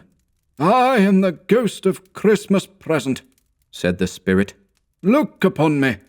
Scrooge reverently did so. It was clothed in one simple green robe or mantle, bordered with white fur. This garment hung so loosely on the figure that its capacious breast was bare, as if disdaining to be warded or concealed by any artifice. Its feet, observable beneath the ample folds of the garment, were also bare, and on its head it wore no other covering than a holly wreath, set here and there with shining icicles. Its dark brown curls were long and free as its genial face, its sparkling eye, its open hand, its cheery voice, its unconstrained demeanour, and its joyful air. Girded round its middle was an antique scabbard, but no sword was in it, and the ancient sheath was eaten up with rust. "You have never seen the like of me before," exclaimed the spirit. "Never," Scrooge made answer to it. "Have never walked forth with the younger members of my family, meaning, for I am very young, my elder brothers born in these later years?" pursued the phantom. "I don't think I have," said Scrooge. "I'm afraid I have not. Have you had many brothers, spirit?" "More than 1,800, said the ghost. "A tremendous family to provide for," muttered Scrooge. The ghost of Christmas present rose. "Spirit," said Scrooge submissively. "Conduct me where you will. I went forth last night on compulsion, and I learnt a lesson which is working now. Tonight, if you've aught to teach me, let me profit by it." "Touch my robe!" Scrooge did as he was told, and held it fast. Holly, mistletoe, red berries, ivy, turkeys, geese, game, poultry, brawn, meat, pigs, sausages, oysters, pies, puddings, fruit, and punch all vanished instantly. So did the room, the fire, the ruddy glow, the hour of night, and they stood in the city streets on Christmas morning, where, for the weather was severe, the people made a rough but brisk and not unpleasant kind of music, in scraping the snow from the pavement in front of their dwellings, and from the tops of their houses, whence it was mad delight to the boys to see it come plumping down into the road below, and splitting into artificial little snowstorms. The house fronts looked black enough, and the windows blacker, contrasting with the smooth white sheet of snow upon the roofs, and with the dirtier snow upon the ground, which last deposit had been ploughed up in deep furrows by the heavy wheels of carts and wagons, furrows that crossed and recrossed each other hundreds of times, where the great streets branched off, and made intricate channels hard to trace in the thick yellow mud and icy water. The sky was gloomy, and the shorter streets were choked up with a dingy mist, half-thawed, half-frozen, whose heavier particles descended in a shower of sooty atoms, as if all the chimneys in Great Britain had, by one consent, caught fire, and were blazing away to their dear heart's content. There was nothing very cheerful in the climate or the town, and yet was there an air of cheerfulness abroad that the clearest summer air and brightest summer sun might have endeavoured to diffuse in vain. For the people who were shovelling away on the housetops were jovial and full of glee, calling out to one another from the parapets, and now and then exchanging a facetious snowball, better-natured missile far than many a wordy jest, laughing heartily if it went right, and not less heartily if it went wrong. The poulterers' shops were still half open, and the fruiterers were radiant in their glory. There were great, round, pot-bellied baskets of chestnuts, shaped like the waistcoats of jolly old gentlemen, lolling at the doors and tumbling out into the street in their apoplectic opulence. There were ruddy, brown-faced, broad-girthed Spanish onions, shining in the fatness of their growth like Spanish friars, and winking from their shelves in wanton slyness at the girls as they went by, and glanced demurely at the hung-up mistletoe. There were pears and apples, clustered high in blooming pyramids. There were bunches of grapes, made in the shopkeeper's benevolence to dangle from conspicuous hooks, that people's mouths might water gratis as they passed. There were piles of filberts, mossy and brown, recalling, in their fragrance, ancient walks among the woods, and pleasant shufflings ankle-deep through withered leaves. There were Norfolk biffins, squat and swarthy, setting off the yellow of the oranges and lemons, and, in the great compactness of their juicy persons, urgently entreating and beseeching to be carried home in paper bags and eaten after dinner. The very gold and silver fish set forth among these choice fruits in a bowl, though members of a dull and stagnant-blooded race, appeared to know that there was something going on, and, to a fish, went gasping round and round their little world in slow and passionless excitement. The grocers, the grocers, nearly closed, with perhaps 2 shutters down, or 1, but through those gaps such glimpses!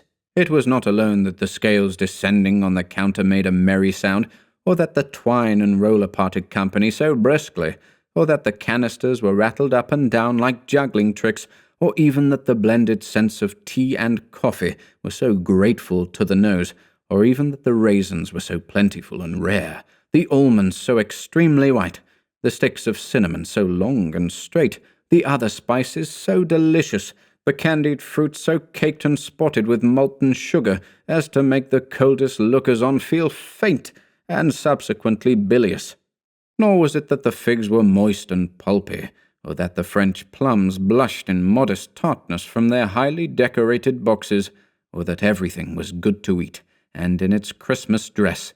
But the customers were all so hurried and so eager in the hopeful promise of the day that they tumbled up against each other at the door, crashing their wicker baskets wildly, and left their purchases upon the counter, and came running back to fetch them, and committed hundreds of the like mistakes in the best humour possible, while the grocer and his people were so frank and fresh that the polished hearts with which they fastened their aprons behind might have been their own, worn outside for general inspection and for Christmas doors to peck at if they chose. But soon the steeples called good people all to church and chapel, and away they came, flocking through the streets in their best clothes and with their gayest faces. And at the same time there emerged from scores of by-streets, lanes, and nameless turnings innumerable people, carrying their dinners to the bakers' shops.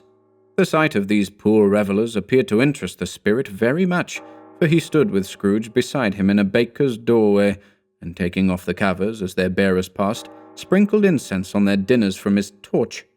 And it was a very uncommon kind of torch, for once or twice, when there were angry words between some dinner-carriers who had jostled each other, he shed a few drops of water on them from it, and their good humour was restored directly. For they said it was a shame to quarrel upon Christmas Day, and so it was. God love it, so it was.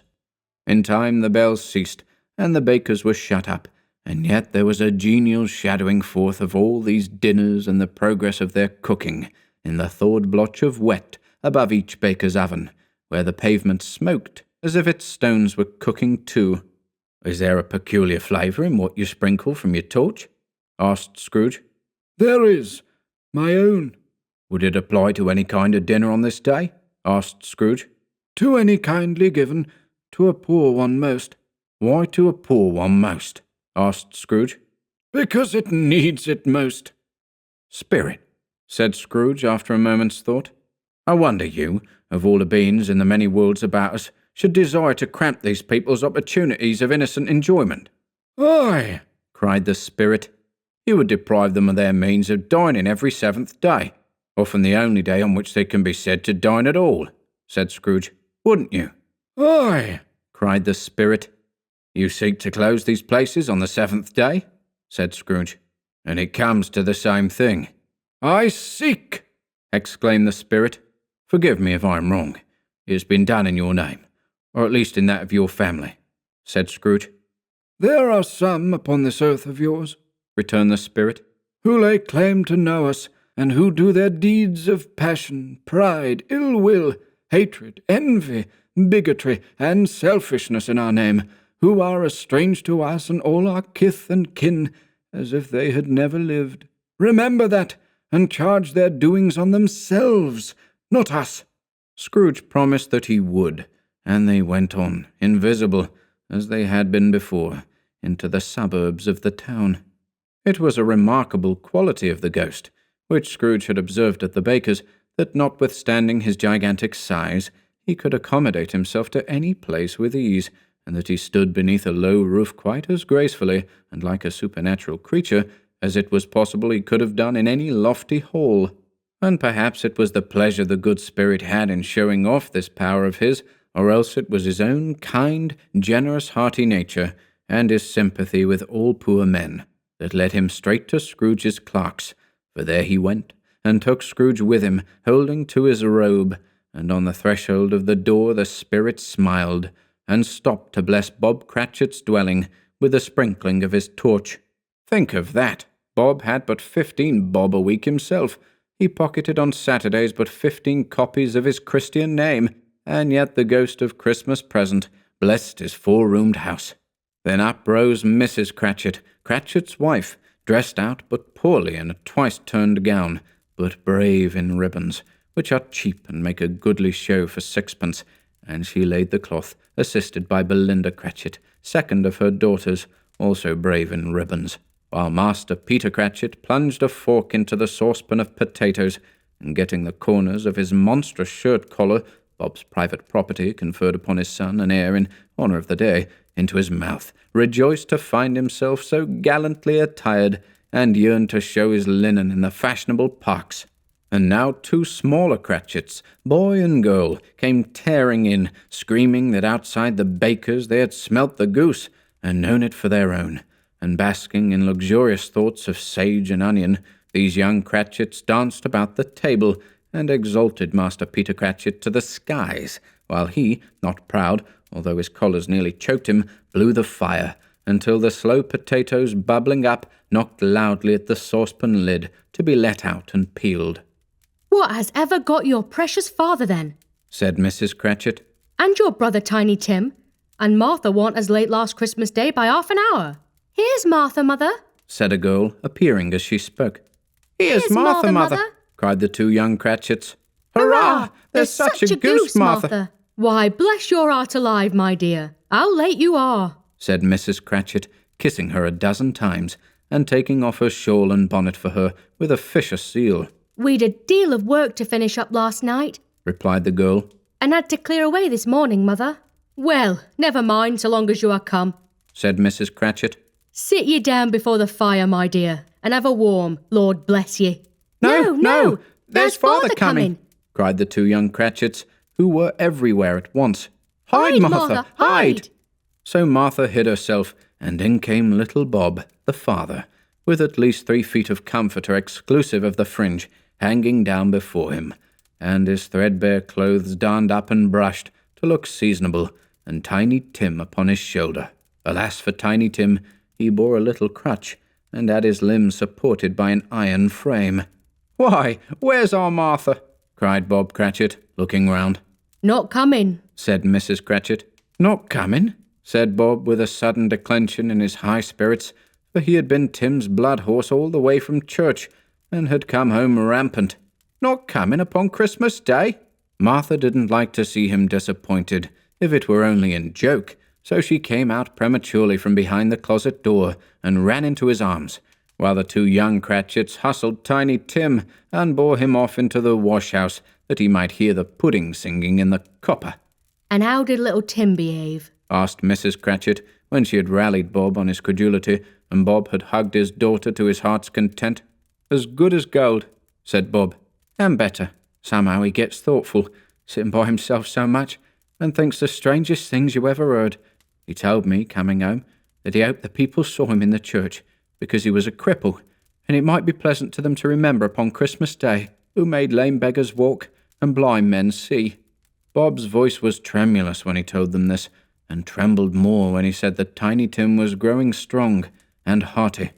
His active little crutch was heard upon the floor, and back came Tiny Tim before another word was spoken, escorted by his brother and sister to his stool before the fire, and while Bob, turning up his cuffs, as if, poor fellow, they were capable of being made more shabby, compounded some hot mixture in a jug with gin and lemons, and stirred it round and round, and put it on the hob to simmer. Master Peter and the two ubiquitous young Cratchits went to fetch the goose, with which they soon returned in high procession. Such a bustle ensued that you might have thought a goose the rarest of all birds, a feathered phenomenon, to which a black swan was a matter of course, and in truth it was something very like it in that house. Mrs. Cratchit made the gravy, ready beforehand in a little saucepan, hissing hot. Master Peter mashed the potatoes with incredible vigour. Miss Belinda sweetened up the apple sauce. Martha dusted the hot plates. Bob took Tiny Tim beside him in a tiny corner at the table. The two young Cratchits set chairs for everybody, not forgetting themselves, and mounting guard upon their posts, crammed spoons into their mouths, lest they should shriek for goose before their turn came to be helped. At last the dishes were set on, and grace was said. It was succeeded by a breathless pause, as Mrs. Cratchit, looking slowly all along the carving knife, prepared to plunge it in the breast. But when she did, and when the long-expected gush of stuffing issued forth, one murmur of delight arose all round the board, and even Tiny Tim, excited by the two young Cratchits, beat on the table with the handle of his knife, and feebly cried, "Hurrah!" There never was such a goose. Bob said he didn't believe there ever was such a goose cooked. Its tenderness and flavour, size and cheapness, were the themes of universal admiration. Eked out by apple sauce and mashed potatoes, it was a sufficient dinner for the whole family. Indeed, as Mrs. Cratchit said with great delight, surveying one small atom of a bone upon the dish, they hadn't ate it all at last. Yet everyone had had enough, and the youngest Cratchits in particular were steeped in sage and onion to the eyebrows. But now, the plates being changed by Miss Belinda, Mrs. Cratchit left the room alone, too nervous to bear witnesses, to take the pudding up and bring it in. Suppose it should not be done enough. Suppose it should break in turning out. Suppose somebody should have got over the wall of the backyard and stolen it while they were merry with the goose, a supposition at which the two young Cratchits became livid. All sorts of horrors were supposed. Hallo, a great deal of steam. The pudding was out of the copper, a smell like a washing day. That was the cloth, a smell like an eating house, and a pastry cook's next door to each other, with a laundress's next door to that. That was the pudding. In half a minute Mrs. Cratchit entered, flushed but smiling proudly, with the pudding, like a speckled cannonball, so hard and firm, blazing in half a quartern of ignited brandy, and bedight with Christmas holly stuck into the top. Oh, a wonderful pudding, Bob Cratchit said, and calmly too, that he regarded it as the greatest success achieved by Mrs. Cratchit since their marriage. Mrs. Cratchit said that now the weight was off her mind, she would confess she had had her doubts about the quantity of flour. Everybody had something to say about it, but nobody said or thought it was at all a small pudding for a large family. It would have been flat heresy to do so. Any Cratchit would have blushed to hint at such a thing. At last the dinner was all done. The cloth was cleared, the hearth swept, and the fire made up. The compound in the jug being tasted and considered perfect, apples and oranges were put upon the table, and a shovelful of chestnuts on the fire. Then all the Cratchit family drew round the hearth, in what Bob Cratchit called a circle, meaning half a one, and at Bob Cratchit's elbow stood the family display of glass, 2 tumblers, and a custard cup without a handle. These held the hot stuff from the jug, however, as well as golden goblets would have done, and Bob served it out with beaming looks, while the chestnuts on the fire sputtered and cracked noisily. Then Bob proposed, "A Merry Christmas to us all, my dears. God bless us," which all the family re-echoed. God bless us, every one, said Tiny Tim, the last of all. He sat very close to his father's side upon his little stool. Bob held his withered little hand in his, as if he loved the child, and wished to keep him by his side, and dreaded that he might be taken from him. "Spirit," said Scrooge, with an interest he had never felt before, "tell me if Tiny Tim will live." "I see a vacant seat," replied the ghost, "in the poor chimney corner, and a crutch without an owner, carefully preserved. If these shadows remain unaltered by the future, the child will die." "No, no," said Scrooge. "Oh, no, kind spirit, say he will be spared." "If these shadows remain unaltered by the future, none other of my race," returned the ghost, "will find him here. What then? If he be like to die, he had better do it, and decrease the surplus population." Scrooge hung his head to hear his own words quoted by the spirit, and was overcome with penitence and grief. "Man," said the ghost, "if man you be in heart, not adamant, forbear that wicked cant until you have discovered what the surplus is and where it is. Will you decide what men shall live, what men shall die? It may be that in the sight of heaven you are more worthless and less fit to live than millions, like this poor man's child. O God, to hear the insect on the leaf pronouncing on the too much life among his hungry brothers in the dust." Scrooge bent before the ghost's rebuke, and trembling cast his eyes upon the ground. But he raised them speedily, on hearing his own name. "Mr. Scrooge," said Bob. "I'll give you Mr. Scrooge, the founder of the feast." The founder of the feast, indeed, cried Mrs. Cratchit, reddening. I wish I had him here. I'd give him a piece of my mind to feast upon, and I hope he'd have a good appetite for it. "My dear," said Bob, "the children, Christmas Day." It should be Christmas Day, I am sure, said she, on which one drinks the health of such an odious, stingy, hard, unfeeling man as Mr. Scrooge. You know he is, Robert. Nobody knows it better than you do, poor fellow. "My dear," was Bob's mild answer, "Christmas Day." I'll drink his health for your sake, and the day's, said Mrs. Cratchit. Not for his. Long life to him, a Merry Christmas, and a Happy New Year. He'll be very merry and very happy, I have no doubt. The children drank the toast after her. It was the first of their proceedings, which had no heartiness. Tiny Tim drank it last of all, but he didn't care twopence for it. Scrooge was the ogre of the family. The mention of his name cast a dark shadow on the party, which was not dispelled for full 5 minutes. After it had passed away, they were 10 times merrier than before, from the mere relief of Scrooge the Baleful being done with. Bob Cratchit told them how he had a situation in his eye for Master Peter, which would bring in, if obtained, full 5 and 6pence weekly. The 2 young Cratchits laughed tremendously at the idea of Peter's being a man of business, and Peter himself looked thoughtfully at the fire from between his collars, as if he were deliberating what particular investments he should favour when he came into the receipt of that bewildering income. Martha, who was a poor apprentice at a milliner's, then told them what kind of work she had to do, and how many hours she worked at a stretch, and how she meant to lie abed tomorrow morning for a good long rest, tomorrow being a holiday she passed at home. Also how she had seen a countess and a lord some days before, and how the lord was much about as tall as Peter, at which Peter pulled up his collars so high that you couldn't have seen his head if you had been there. All this time the chestnuts and the jug went round and round, and by they had a song about a lost child travelling in the snow, from Tiny Tim, who had a plaintive little voice, and sang it very well indeed. There was nothing of high mark in this. They were not a handsome family. They were not well dressed. Their shoes were far from being waterproof. Their clothes were scanty, and Peter might have known, and very likely did, the inside of a pawnbroker's. But they were happy, grateful, pleased with one another, and contented with the time. And when they faded, and looked happier yet in the bright sprinklings of the spirit's torch at parting, Scrooge had his eye upon them, and especially on Tiny Tim, until the last. By this time it was getting dark, and snowing pretty heavily, and as Scrooge and the spirit went along the streets, the brightness of the roaring fires in kitchens, parlours, and all sorts of rooms was wonderful.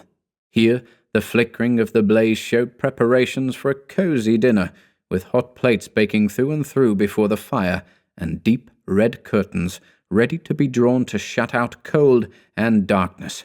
There all the children of the house were running out into the snow to meet their married sisters, brothers, cousins, uncles, aunts, and be the first to greet them. Here, again, were shadows on the window blind of guests assembling, and there a group of handsome girls, all hooded and fur-booted, and all chattering at once, tripped lightly off to some near neighbour's house, where, woe upon the single man who saw them enter, artful witches, well they knew it, in a glow. But if you had judged from the numbers of people on their way to friendly gatherings, you might have thought that no one was at home to give them welcome when they got there, instead of every house expecting company, and piling up its fires half chimney high.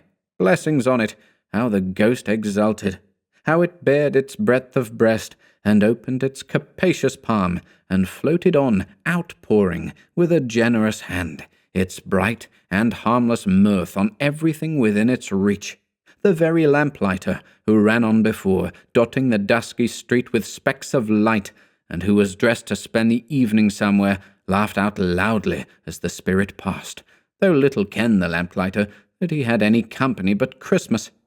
And now, without a word of warning from the ghost, they stood upon a bleak and desert moor, where monstrous masses of rude stone were cast about, as though it were the burial place of giants, and water spread itself wheresoever it listed, or would have done so, but for the frost that held it prisoner, and nothing grew but moss and furze and coarse rank grass.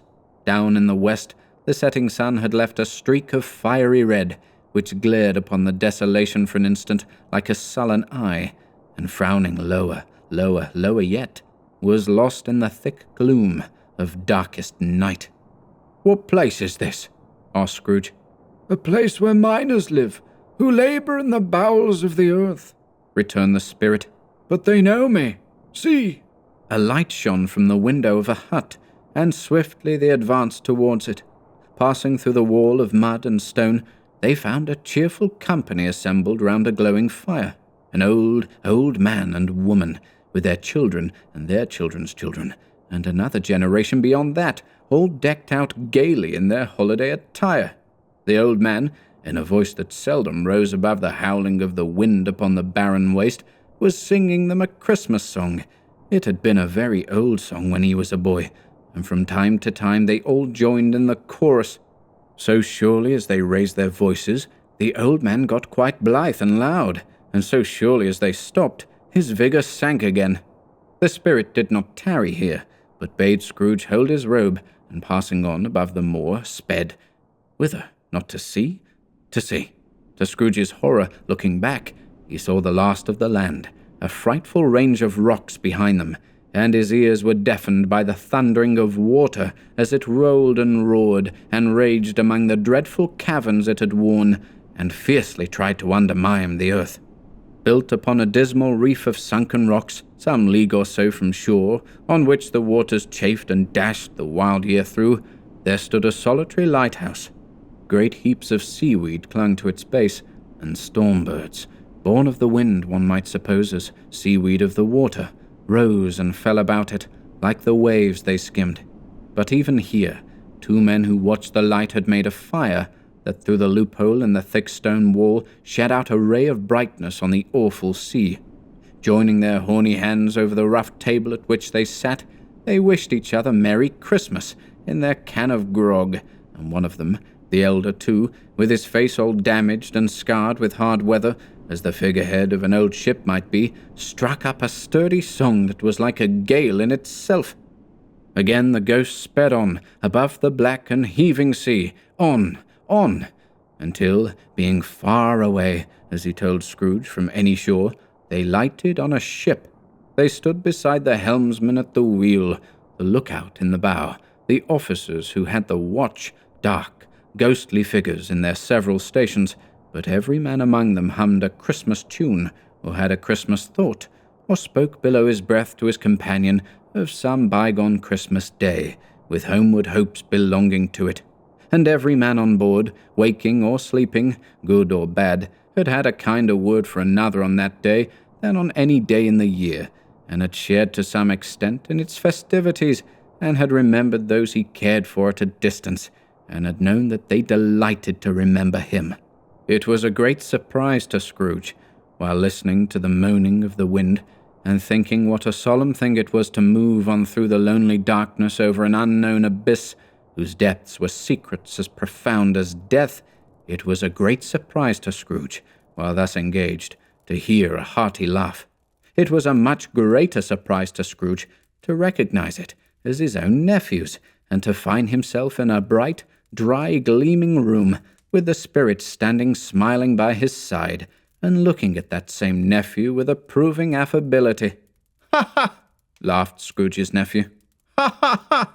If you should happen, by any unlikely chance, to know a man more blessed in a laugh than Scrooge's nephew, all I can say is I should like to know him too.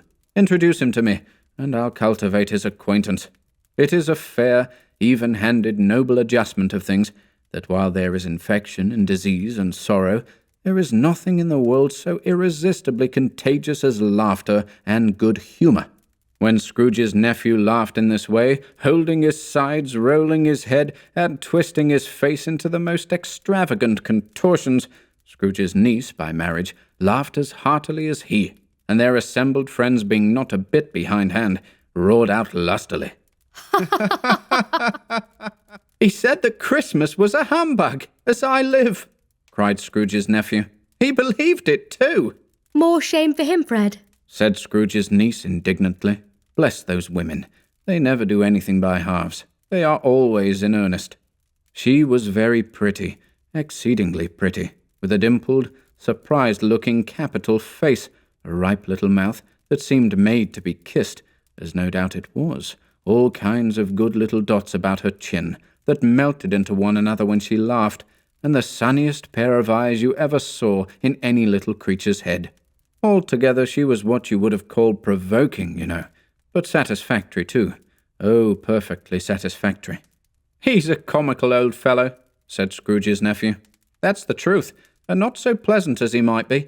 However, his offences carry their own punishment, and I have nothing to say against him." "I'm sure he is very rich, Fred," hinted Scrooge's niece. "At least you always tell me so." "What of that, my dear?" said Scrooge's nephew. His wealth is of no use to him. He don't do any good with it. He don't make himself comfortable with it.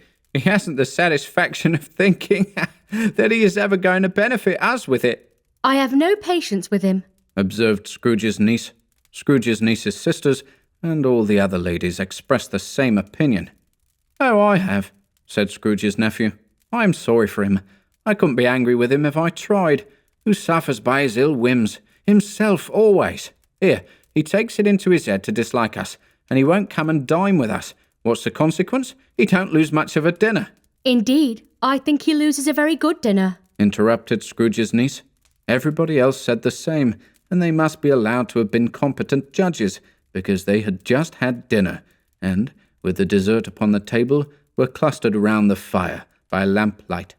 "Well, I'm very glad to hear it," said Scrooge's nephew, "because I haven't great faith in these young housekeepers. What do you say, Topper?" Topper had clearly got his eye upon one of Scrooge's niece's sisters, for he answered that a bachelor was a wretched outcast who had no right to express an opinion on the subject, whereat Scrooge's niece's sister, the plump one with the lace tucker, not the one with the roses, blushed. "Do go on, Fred," said Scrooge's niece, clapping her hands. "He never finishes what he begins to say. He is such a ridiculous fellow."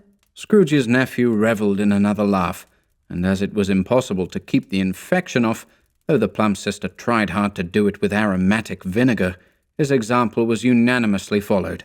"I was only going to say," said Scrooge's nephew, "that the consequence of his taking a dislike to us and not making merry with us is, as I think, that he loses some pleasant moments, which could do him no harm.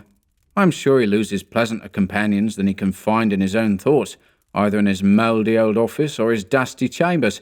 I mean to give him the same chance every year, whether he likes it or not, for I pity him.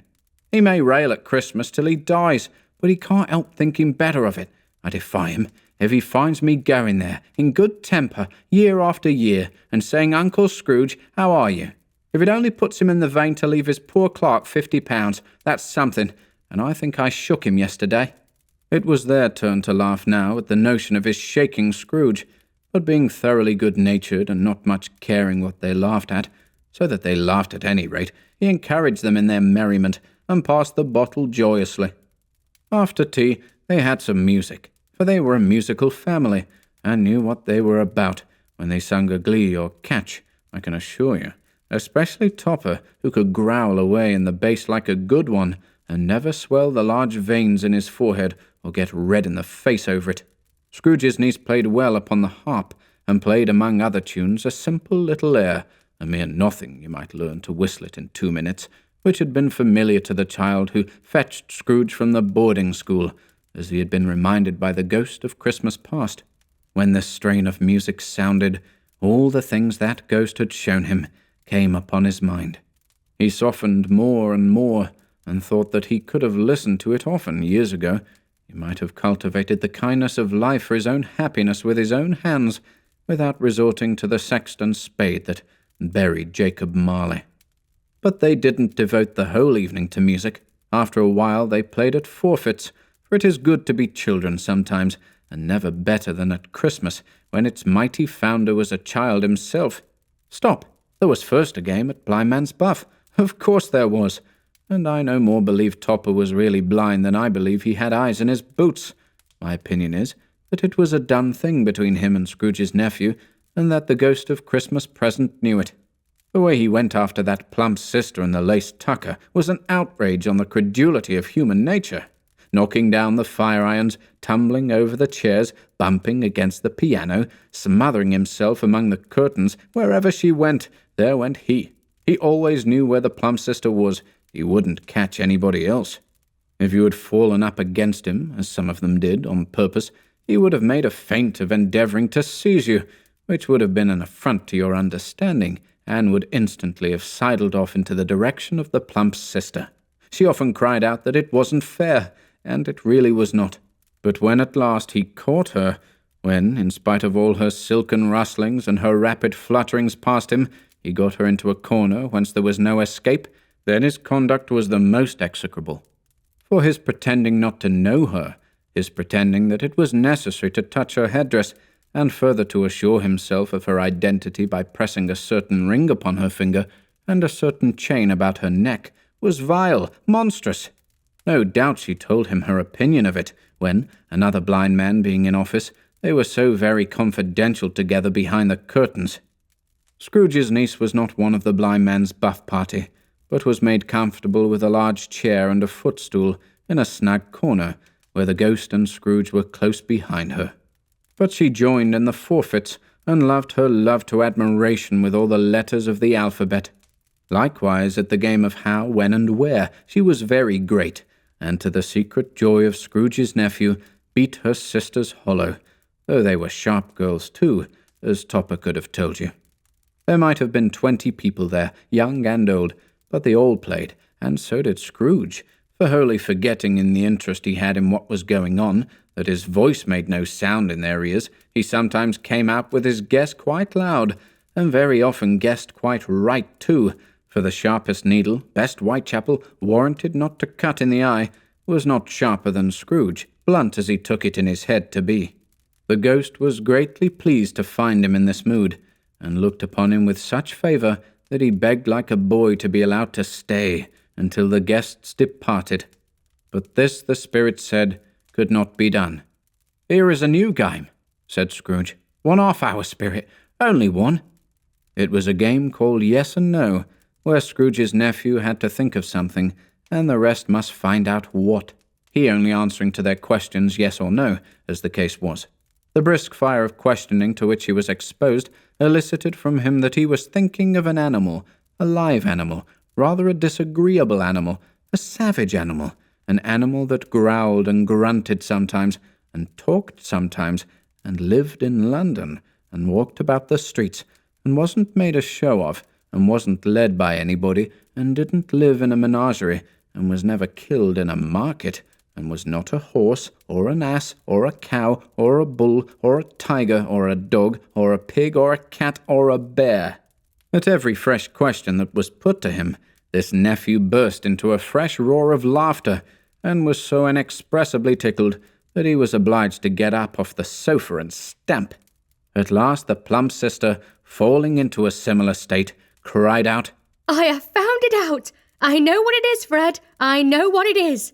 "What is it?" cried Fred. "It's your Uncle Scrooge!" Which it certainly was.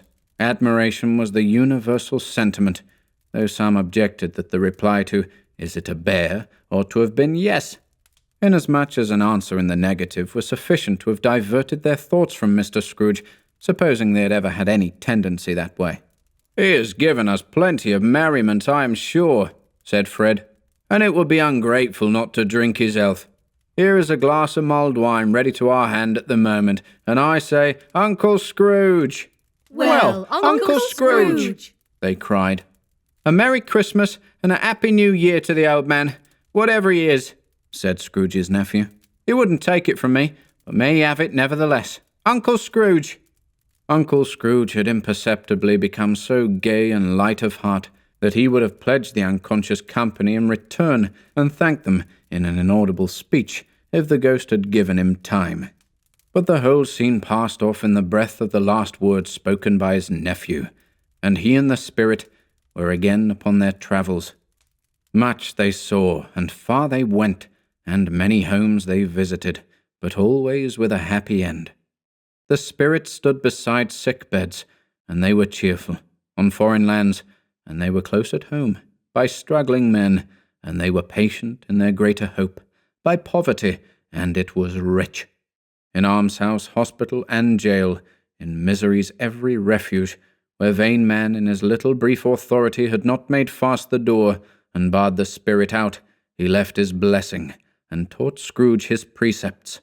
It was a long night, if it were only a night, but Scrooge had his doubts of this, because the Christmas holidays appeared to be condensed into the space of time they passed together. It was strange, too, that while Scrooge remained unaltered in his outward form, the ghost grew older, clearly older.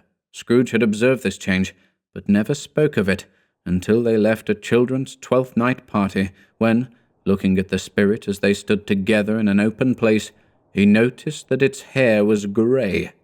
"Are spirits' lives so short?" asked Scrooge. "My life upon this globe is very brief," replied the ghost. "It ends tonight." "Tonight?" cried Scrooge. "Tonight at midnight. Hark, the time is drawing near." The chimes were ringing the 11:15 at that moment. "Forgive me if I am not justified in what I ask," said Scrooge, looking intently at the spirit's robe. "But I see something strange, and not belonging to yourself, protruding from your skirts. Is it a foot or a claw?" "It might be a claw, for the flesh there is upon it," was the spirit's sorrowful reply. "Look here." From the foldings of its robe, it brought 2 children, wretched, abject, frightful, hideous, miserable. They knelt down at its feet and clung upon the outside of its garment. "Oh, man! Look here! Look, down here!" exclaimed the ghost. They were a boy and girl, yellow, meagre, ragged, scowling, wolfish, but prostrate too in their humility, where graceful youth should have filled their features out and touched them with its freshest tints. A stale and shriveled hand, like that of age, had pinched and twisted them and pulled them into shreds. Where angels might have sat enthroned, devils lurked and glared out menacing. No change, no degradation, no perversion of humanity in any grade, through all the mysteries of wonderful creation, as monsters half so horrible and dread. Scrooge started back, appalled. Having them shown to him in this way, he tried to say they were fine children, but the words choked themselves rather than be parties to a lie of such enormous magnitude. "Spirit, are they yours?" Scrooge could say no more. "They are man's," said the spirit, looking down upon them. "And they cling to me, appealing from their fathers. This boy is ignorance, this girl is want. Beware them both, and all of their degree, but most of all beware this boy, for on his brow I see that written which is doom, unless the writing be erased. Deny it!" cried the spirit, stretching out its hand towards the city. "Slander those who tell it ye, admit it for your factious purposes, and make it worse, and bide the end." "Have they no refuge or resource?" cried Scrooge. "Are there no prisons?" said the spirit, turning on him for the last time with his own words. "Are there no workhouses?" The bell struck 12. Scrooge looked about him for the ghost, and saw it not. As the last stroke ceased to vibrate, he remembered the prediction of old Jacob Marley, and lifting up his eyes, beheld a solemn phantom, draped and hooded, coming, like a mist along the ground, towards him.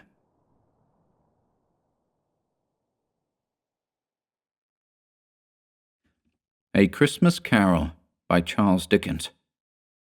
Stave 4, The Last of the Spirits. The phantom slowly, gravely, silently approached. When it came near him, Scrooge bent down upon his knee, for in the very air through which the spirit moved, it seemed to scatter gloom and mystery. It was shrouded in a deep, black garment, which concealed its head, its face, its form, and left nothing of it visible save one outstretched hand. But for this, it would have been difficult to detach its figure from the night and separate it from the darkness by which it was surrounded. He felt that it was tall and stately when it came beside him, and that its mysterious presence filled him with a solemn dread. He knew no more, for the spirit neither spoke nor moved. "I am in the presence of the ghost of Christmas yet to come," said Scrooge. The spirit answered not, but pointed onward with its hand. "You're about to show me shadows of the things that have not happened, but will happen in the time before us," Scrooge pursued. "Is that so, spirit?" The upper portion of the garment was contracted for an instant in its folds, as if the spirit had inclined its head. That was the only answer he received. Although well used to ghostly company by this time, Scrooge feared the silent shape so much that his legs trembled beneath him, and he found that he could hardly stand when he prepared to follow it. The spirit paused a moment, as observing his condition and giving him time to recover. But Scrooge was all the worse for this. It thrilled him with a vague, uncertain horror to know that behind the dusky shroud there were ghostly eyes intently fixed upon him, while he, though he stretched his own to the utmost, could see nothing but a spectral hand and one great heap of black. "Ghost of the future," he exclaimed, "I fear you more than any spectre I have seen, but as I know your purpose is to do me good, and as I hope to live to be another man from what I was, I am prepared to bear you company, and do it with a thankful heart. Will you not speak to me?" It gave him no reply. The hand was pointed straight before them. "Lead on," said Scrooge. "Lead on. The night is waning fast, and it is precious time to me, I know. Lead on, spirit." The phantom moved away as it had come towards him. Scrooge followed in the shadow of its dress, which bore him up, he thought, and carried him along. They scarcely seemed to enter the city, for the city rather seemed to spring up about them and encompass them of its own act. But there they were in the heart of it, on 'change amongst the merchants, who hurried up and down and chinked the money in their pockets, and conversed in groups, and looked at their watches, and trifled thoughtfully with their great gold seals, and so forth, as Scrooge had seen them often. The spirit stopped beside one little knot of businessmen. Observing that the hand was pointed to them, Scrooge advanced to listen to their talk. "No," said a great fat man with a monstrous chin. "I don't know much about it either way. I only know he's dead." "When did he die?" inquired another. "Last night, I believe." "Why, what was the matter with him?" asked a third, taking a vast quantity of snuff out of a very large snuff-box. "I thought he'd never die." "God knows," said the first, with a yawn. "What has he done with his money?" asked a red-faced gentleman with a pendulous excrescence on the end of his nose that shook like the gills of a turkey cock. "I haven't heard," said the man with the large chin, yawning again. "Left it to his company, perhaps. He hasn't left it to me, that's all I know." This pleasantry was received with a general laugh. "It's likely to be a very cheap funeral," said the same speaker, "for upon my life I don't know of anybody to go to it. Suppose we make up a party and volunteer?" "I don't mind going if a lunch is provided," observed the gentleman with the excrescence on his nose. "But I must be fed, if I make one." Another laugh. "Well, I am the most disinterested among you after all," said the first speaker, "for I never wear black gloves, and I never eat lunch. But I'll offer to go, if anybody else will. When I come to think of it, I'm not at all sure that I wasn't his most particular friend, for we used to stop and speak whenever we met. Bye-bye." Speakers and listeners strolled away, and mixed with other groups. Scrooge knew the men, and looked towards the spirit for an explanation. The phantom glided on into a street. Its finger pointed to two persons meeting. Scrooge listened again, thinking that the explanation might lie here. He knew these men also, perfectly. They were men of business, very wealthy, and of great importance. He had made a point always of standing well in their esteem, in a business point of view, that is, strictly in a business point of view. "How are you?" said one. "How are you?" returned the other. "Well," said the first. "Old Scratch has got his own at last, eh?" "So I am told," returned the second. "Cold, isn't it?" "Seasonable for Christmas time. You're not a skater, I suppose?" No, something else to think of. Good morning." Not another word. That was their meeting, their conversation, and their parting. Scrooge was at first inclined to be surprised that the spirit should attach importance to conversations apparently so trivial, but feeling assured that they must have some hidden purpose, he set himself to consider what it was likely to be. They could scarcely be supposed to have any bearing on the death of Jacob, his old partner, for that was past, and this ghost's province was the future. Nor could he think of anyone immediately connected with himself to whom he could apply them. But nothing doubting that to whomsoever they applied they had some latent moral for his own improvement, he resolved to treasure up every word he heard, and everything he saw, and especially to observe the shadow of himself when it appeared. For he had an expectation that the conduct of his future self would give him the clue he missed, and would render the solution of these riddles easy. He looked about in that very place for his own image, but another man stood in his accustomed corner, and though the clock pointed to his usual time of day for being there, he saw no likeness of himself among the multitudes that poured in through the porch. It gave him little surprise, however, for he had been revolving in his mind a change of life, and thought and hoped he saw his newborn resolutions carried out in this. Quiet and dark, beside him stood the phantom, with its outstretched hand.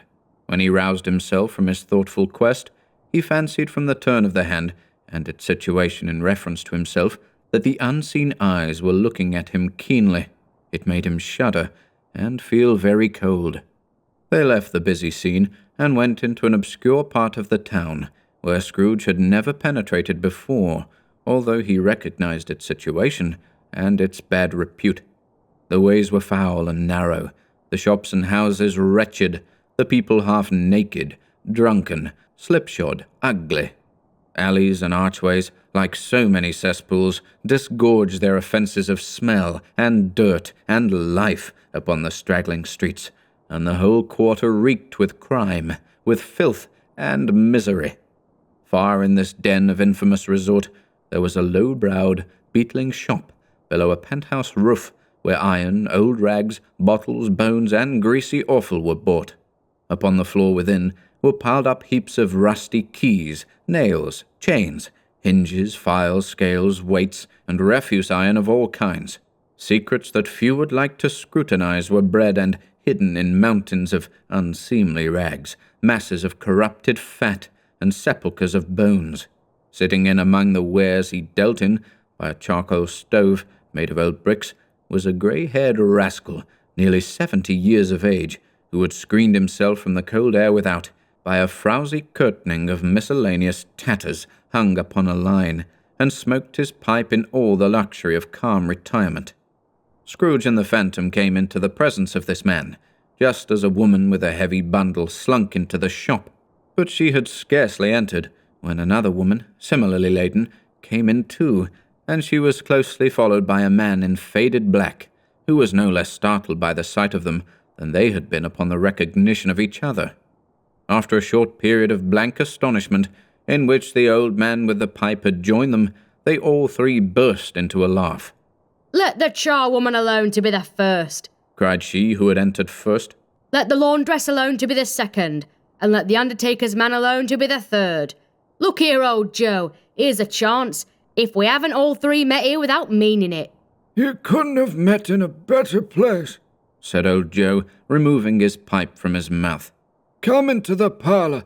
You were made free of it long ago, you know, and the other two aren't strangers. Stop till I shut the door of the shop. Ah, how it squeaks. There aren't such a rusty bit of metal in the place as its own hinges, I believe, and I'm sure there's no such old bones here as mine. We're all suitable to our calling. We're well matched. Come into the parlour. Come into the parlour." The parlour was the space behind the screen of rags. The old man raked the fire together with an old stair rod, and having trimmed his smoky lamp, for it was night, with the stem of his pipe, put it in his mouth again. While he did this, the woman who had already spoken threw her bundle on the floor, and sat down in a flaunting manner on a stool, crossing her elbows on her knees, and looking with a bold defiance at the other two. "What odds then? What odds, Mrs. Dilber?" said the woman. "Every person has a right to take care of themselves. He always did." "That's true indeed," said the laundress. "No man more so." "Why then, don't stand staring as if you was afraid, woman. Who's the wiser? We're not going to pick holes in each other's coats, I suppose." "No, indeed," said Mrs. Dilber and the man together. "We should hope not." "Very well then," cried the woman. "That's enough. Who's the worse for the loss of a few things like these? Not a dead man, I suppose." "No, indeed," said Mrs. Dilber, laughing. "If he wanted to keep him after he was dead, a wicked old screw," pursued the woman. "Why wasn't he natural in his lifetime? If he had been, he'd have had somebody to look after him when he was struck with death, instead of lying, gasping out his last there, alone by himself." "It's the truest word that ever was spoke," said Mrs. Dilber. "It's a judgment on him." "I wish it was a little heavier judgment," replied the woman. "And it should have been, you may depend upon it, if I could have laid my hands on anything else. Open that bundle, old Joe, and let me know the value of it. Speak out plain. I'm not afraid to be the first, nor afraid for them to see it. We know pretty well that we were helping ourselves before we met here, I believe. It's no sin. Open the bundle, Joe." But the gallantry of her friends would not allow of this, and the man in faded black, mounting the breach first, produced his plunder. It was not extensive. A seal or two, a pencil case, a pair of sleeve buttons, and a brooch of no great value were all. They were severally examined and appraised by old Joe, who chalked the sums he was disposed to give for each upon the wall, and added them up into a total when he found there was nothing more to come. "That's your account," said Joe. "and I wouldn't give another sixpence if I was to be boiled for not doing it. Who's next?" Mrs. Dilber was next. Sheets and towels, a little wearing apparel, 2 old-fashioned silver teaspoons, a pair of sugar tongs, and a few boots. Her account was stated on the wall in the same manner. "I always give too much to ladies. It's a weakness of mine, and that's the way I ruin myself," said old Joe. "That's your account. If you asked me for another penny, and made it an open question, I'd repent of being so liberal and knock off half a crown." And now undo my bundle, Joe, said the first woman. Joe went down on his knees for the greater convenience of opening it, and having unfastened a great many knots, dragged out a large and heavy roll of some dark stuff. "What do you call this?" said Joe. "Bed curtains." Ah, returned the woman, laughing and leaning forward on her crossed arms. bed curtains. "You don't mean to say you took 'em down, rings and all, with him lying there?" said Joe. Yes, I do, replied the woman. Why not? "You were born to make your fortune," said Joe. "and you'll certainly do it." I certainly shan't hold my hand when I can get anything in it by reaching it out for the sake of such a man as he was, I promise you, Joe. returned the woman coolly. Don't drop that oil upon the blankets now. "His blankets?" asked Joe. Who else's do you think? replied the woman. He ain't likely to take cold without 'em, I dare say. "I hope he didn't die of anything catching, eh?" said old Joe, stopping in his work and looking up. Don't you be afraid of that. returned the woman. I ain't so fond of his company that I'd loiter about him for such things if he did.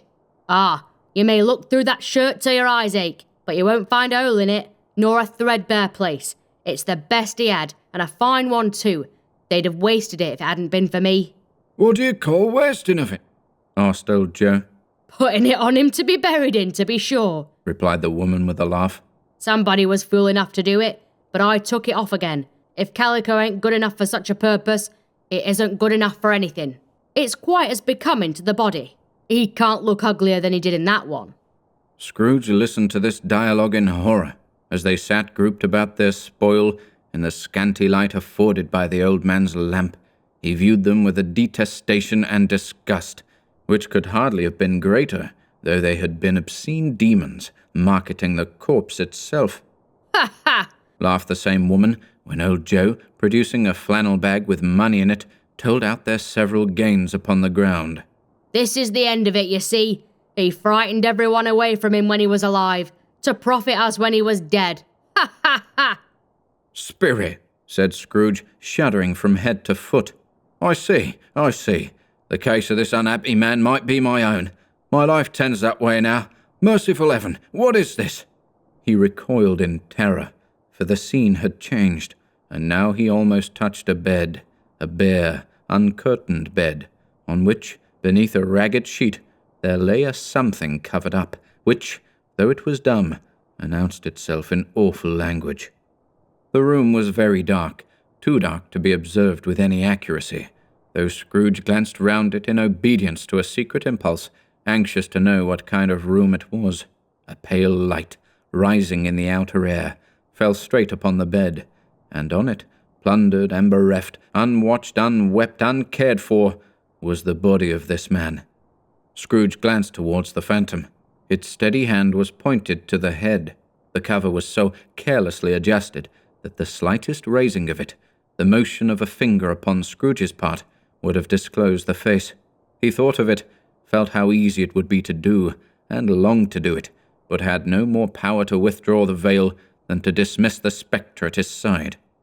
"O cold, cold, rigid, dreadful death, set up thine altar here, and dress it with such terrors as thou hast at thy command. For this is thy dominion, but of the loved, revered, and honoured head. Thou canst not turn one hair to thy dread purposes, or make one feature odious. It is not that the hand is heavy and will fall down when released. It is not that the heart and pulse are still, but that the hand was open, generous, and true, the heart brave, warm, and tender, and the pulse a man's. Strike, Shadow, strike, and see his good deeds springing from the wound, to sow the world with life immortal. No voice pronounced these words in Scrooge's ears, and yet he heard them when he looked upon the bed. He thought, if this man could be raised up now, what would be his foremost thoughts? Avarice, hard-dealing, griping cares? They have brought him to a rich end, truly. He lay in the dark, empty house with not a man, a woman, or a child, to say that he was kind to me in this or that, and for the memory of one kind word, I will be kind to him. A cat was tearing at the door, and there was a sound of gnawing rats beneath the hearthstone. What they wanted in the room of death, and why they were so restless and disturbed, Scrooge did not dare to think. "Spirit," he said, "this is a fearful place. In leaving it, I shall not leave its lesson. Trust me. Let us go." Still the ghost pointed with an unmoved finger to the head. "I understand you," Scrooge returned, "and I would do it, if I could. But I have not the power, Spirit. I have not the power." Again, it seemed to look upon him. "If there is any person in the town who feels emotion caused by this man's death," said Scrooge, quite agonized, "show that person to me, Spirit. I beseech you."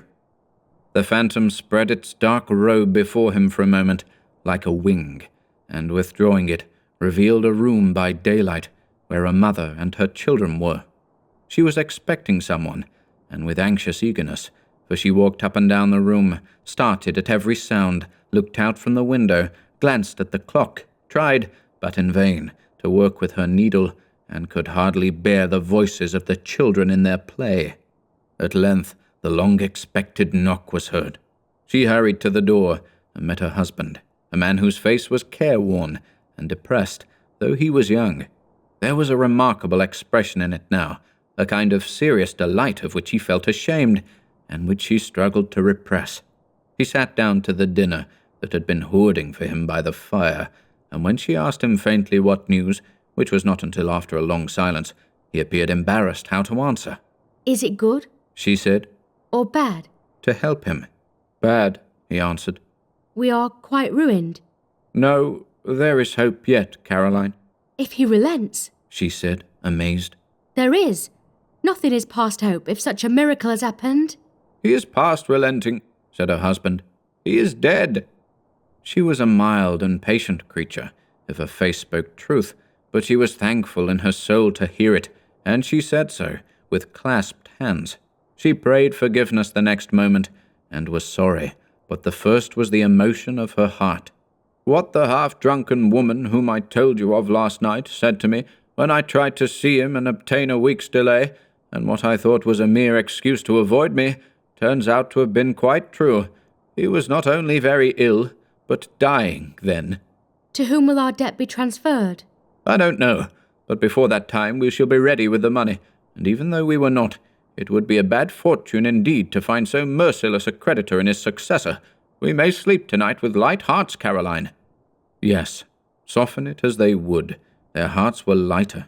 The children's faces, hushed and clustered round to hear what they so little understood, were brighter, and it was a happier house for this man's death. The only emotion that the ghost could show him, caused by the event, was one of pleasure.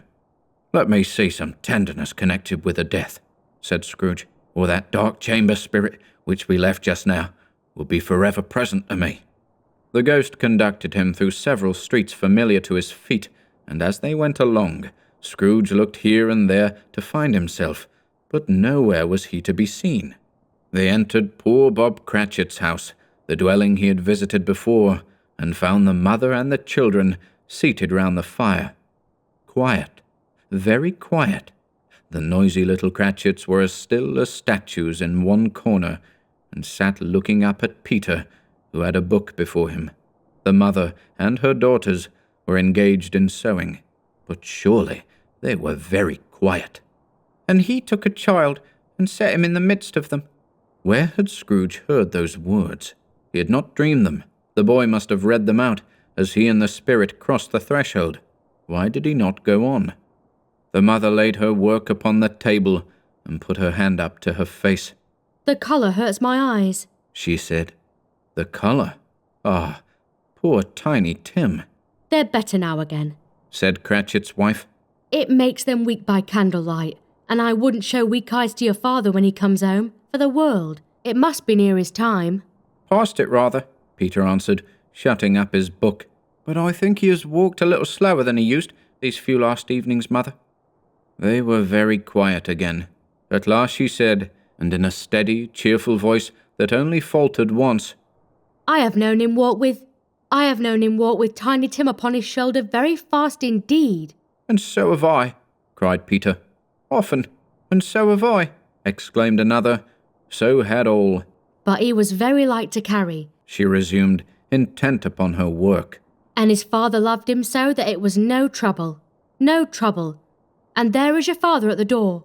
She hurried out to meet him, and little Bob in his comforter, he had need of it, poor fellow, came in. His tea was ready for him on the hob, and they all tried who should help him to it most. Then the two young Cratchits got upon his knees and laid, each child a little cheek, against his face, as if they said, Don't mind it, father, don't be grieved. Bob was very cheerful with them, and spoke pleasantly to all the family. He looked at the work upon the table, and praised the industry and speed of Mrs. Cratchit and the girls. They would be done long before Sunday, he said. "Sunday. You went today then, Robert?" said his wife. Yes, my dear, returned Bob. I wish you could have gone. It would have done you good to see how green a place it is, but you'll see it often. I promised him that I would walk there on a Sunday. My little child, cried Bob. My little child. He broke down all at once. He couldn't help it. If he could have helped it, he and his child would have been farther apart perhaps than they were. He left the room and went upstairs into the room above, which was lighted cheerfully and hung with Christmas. There was a chair set close beside the child, and there were signs of someone having been there lately. Poor Bob sat down in it, and when he had thought a little and composed himself, he kissed the little face. He was reconciled to what had happened, and went down again quite happy. They drew about the fire and talked, the girls and mother working still. Bob told them of the extraordinary kindness of Mr. Scrooge's nephew, whom he had scarcely seen but once, and who, meeting him in the street that day, and seeing that he looked just a little down, you know, said Bob, inquired what had happened to distress him. On which, said Bob, for he is the pleasantest spoken gentleman you ever heard, I told him, I am heartily sorry for it, Mr. Cratchit, he said, and heartily sorry for your good wife. By the by, how he ever knew that, I don't know. Knew what, my dear? Why, that you were a good wife, replied Bob. Everybody knows that, said Peter. Very well observed, my boy, cried Bob. I hope they do. Heartily sorry, he said, for your good wife. If I can be of service to you in any way, he said, giving me his card, that's where I live. Pray come to me. Now, it wasn't, cried Bob, for the sake of anything he might be able to do for us, so much as for his kind way that this was quite delightful. It really seemed as if he had known our Tiny Tim, and felt with us. I'm sure he's a good soul, said Mrs. Cratchit. You would be sure of it, my dear, returned Bob. If you saw and spoke to him, I shouldn't be at all surprised. Mark what I say, if he got Peter a better situation. Only hear that, Peter, said Mrs. Cratchit. And then, cried one of the girls, Peter will be keeping company with someone and setting up for himself. Get along with you, retorted Peter, grinning. It's just as likely as not, said Bob, one of these days, though there's plenty of time for that, my dear. But however and whenever we part from one another, I am sure we shall none of us forget poor Tiny Tim, shall we? Or this first parting that there was among us. Never, father, cried they all. And I know, said Bob, I know, my dears, that when we recollect how patient and how mild he was, although he was a little child, we shall not quarrel easily among ourselves, and forget poor Tiny Tim in doing it. No, never, father, they all cried again. I am very happy, said little Bob. I am very happy. Mrs. Cratchit kissed him. His daughters kissed him. The two young Cratchits kissed him, and Peter and himself shook hands. Spirit of Tiny Tim, thy childish essence was from God. Spectre, said Scrooge, something informs me that our parting moment is at hand. I know it, but I know not how. Tell me what man that was whom we saw lying dead." The ghost of Christmas yet to come conveyed him, as before, though at a different time, he thought. Indeed, there seemed no order in these latter visions, save that they were in the future, into the resorts of businessmen, but showed him not himself. Indeed, the spirit did not stay for anything, but went straight on, as to the end just now desired, until besought by Scrooge to tarry for a moment. "This court," said Scrooge, "through which we hurry now, is where my place of occupation is, and has been for a length of time. I see the house. Let me behold what I shall be in days to come." The spirit stopped. The hand was pointed elsewhere.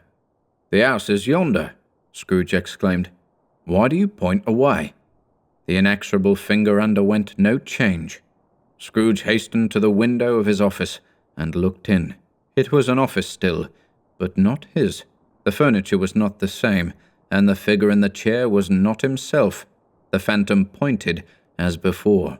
He joined it once again, and wondering why and whither he had gone, accompanied it until they reached an iron gate. He paused to look round before entering. A churchyard. Here, then, the wretched man, whose name he had now to learn, lay underneath the ground. It was a worthy place, walled in by houses, overrun by grass and weeds, the growth of vegetation's death, not life, choked up with too much burying, fat with repleted appetite, a worthy place. The spirit stood among the graves, and pointed down to one. He advanced towards it, trembling. The phantom was exactly as it had been, but he dreaded that he saw new meaning in its solemn shape. "Before I draw nearer to that stone to which you point," said Scrooge, "answer me one question. Are these the shadows of the things that will be, or are they shadows of things that may be only?" Still the ghost pointed downward to the grave by which it stood. "Men's courses will foreshadow certain ends, to which, if persevered in, they must lead," said Scrooge. "But if the courses be departed from, the ends will change. Say it is thus with what you show me." The spirit was immovable as ever. Scrooge crept towards it, trembling as he went, and following the finger, read upon the stone of the neglected grave his own name, Ebenezer Scrooge. "Am I that man who lay upon the bed?" he cried, upon his knees. The finger pointed from the grave to him, and back again. "No, spirit! Oh, no, no!" The finger still was there. "Spirit!" he cried, tight clutching at its robe. "Hear me! I am not the man I was. I will not be the man I must have been but for this intercourse. Why show me this, if I am past all hope?" For the first time, the hand appeared to shake. "Good spirit," he pursued, as down upon the ground he fell before it. "Your nature intercedes for me, and pities me. Assure me that I yet may change these shadows you have shown me, by an altered life." The kind hand trembled. "I will honour Christmas in my heart, and try to keep it all the year. I will live in the past, the present, and the future. The spirits of all three shall strive within me. I will not shut out the lessons that they teach. Oh, tell me I may sponge away the writing on this stone." In his agony, he caught the spectral hand. It sought to free itself, but he was strong in his entreaty, and detained it. The spirit, stronger yet, repulsed him. Holding up his hands in a last prayer to have his fate reversed, he saw an alteration in the phantom's hood and dress. It shrunk, collapsed, and dwindled down into a bedpost. A Christmas Carol by Charles Dickens. Stave 5. The end of it. Yes, and the bedpost was his own. The bed was his own. The room was his own. Best and happiest of all, the time before him was his own, to make amends in. "I will live in the past, the present, and the future," Scrooge repeated, as he scrambled out of bed. "The spirits of all three shall strive within me. Oh, Jacob Marley, heaven and the Christmas time be praised for this. I say it on my knees, oh Jacob, on my knees." He was so fluttered and so glowing with his good intentions that his broken voice would scarcely answer to his call. He had been sobbing violently in his conflict with the spirit, and his face was wet with tears. "They are not torn down," cried Scrooge, folding one of his bed curtains in his arms. They are not torn down, rings and all. They are here. I am here. The shadows of the things that would have been may be dispelled. They will be. I know they will. His hands were busy with his garments all this time, turning them inside out, putting them on upside down, tearing them, mislaying them, making them parties to every kind of extravagance. I don't know what to do, cried Scrooge, laughing and crying in the same breath, and making a perfect Laocoon of himself with his stockings. I am as light as a feather. I am as happy as an angel. I am as merry as a schoolboy. I am as giddy as a drunken man. A Merry Christmas to everybody. A Happy New Year to all the world. Hallo here. Whoop, hallo. He had frisked into the sitting-room, and was now standing there, perfectly winded. There's the saucepan that the gruel was in, cried Scrooge, starting off again, and going round the fireplace. There's the door by which the ghost of Jacob Marley entered. There's the corner where the ghost of Christmas presents sat. There's the window where I saw the wandering spirits. It's all right. It's all true. It all happened. Ha, ha, ha, ha. Really, for a man who had been out of practice for so many years, it was a splendid laugh, a most illustrious laugh, the father of a long, long line of brilliant laughs. I don't know what day of the month it is, said Scrooge. I don't know how long I've been among the spirits. I don't know anything. I'm quite a baby. Never mind. I don't care. I'd rather be a baby. Hello, whoop, hello here. He was checked in his transports by the churches ringing out the lustiest peals he had ever heard. Clash, clang, hammer, ding-dong, bell, bell-dong-ding, hammer, clang, clash. Oh, glorious, glorious! Running to the window, he opened it and put out his head. No fog, no mist, clear, bright, jovial, stirring, cold, cold, piping for the blood to dance to, golden sunlight, heavenly sky, sweet, fresh air, merry bells. Oh, glorious, glorious! What's today? Cried Scrooge, calling downward to a boy in Sunday clothes, who perhaps had loitered in to look about him. Eh? Returned the boy, with all his might of wonder. What's today, my fine fellow? Said Scrooge. Today? Replied the boy. Why, Christmas Day. It's Christmas Day, said Scrooge to himself. I haven't missed it. The spirits have done it all in one night. They can do anything they like. Of course they can. Of course they can. Hello, my fine fellow. Hello, returned the boy. Do you know the poulterers in the next street but one, at the corner? Scrooge inquired. I should hope I did, replied the lad. An intelligent boy, said Scrooge. A remarkable boy. Do you know whether they've sold the prize turkey that was hanging up there? Not the little prize turkey. The big one? What, the one as big as me? Returned the boy. What a delightful boy, said Scrooge. It's a pleasure to talk to him. Yes, my buck. It's hanging there now, replied the boy. Is it? Said Scrooge. Go and buy it. Walker, exclaimed the boy. No, no, said Scrooge. I'm in earnest. Go and buy it, and tell them to bring it here, that I might give them the direction where to take it. Come back with it, man, and I'll give you a shilling. Come back with him in less than 5 minutes, and I'll give you half a crown. The boy was off like a shot. He must have had a steady hand at a trigger who could have got a shot off half so fast. I'll send it to Bob Cratchit's, whispered Scrooge, rubbing his hands and splitting with a laugh. He shan't know who sends it. It's twice the size of Tiny Tim. Joe Miller never made such a joke as sending it to Bob's will be. The hand in which he wrote the address was not a steady one, but write it he did, somehow, and went downstairs to open the street door, ready for the coming of the poulterer's man. As he stood there, waiting his arrival, the knocker caught his eye. I shall love it, as long as I live, cried Scrooge, patting it with his hand. I scarcely ever looked at it before. What an honest expression it has in its face. It's a wonderful knocker. Here's the turkey. Hello, whoop. How are you? Merry Christmas. It was a turkey. He never could have stood upon his legs, that bird. He would have snapped 'em short off in a minute, like sticks of sealing wax. Why, it's impossible to carry that to Camden Town, said Scrooge. You must have a cab. The chuckle with which he said this, and the chuckle with which he paid for the turkey, and the chuckle with which he paid for the cab, and the chuckle with which he recompensed the boy, were only to be exceeded by the chuckle with which he sat down breathless in his chair again, and chuckled till he cried. Shaving was not an easy task, for his hand continued to shake very much, and shaving requires attention, even when you don't dance while you're at it.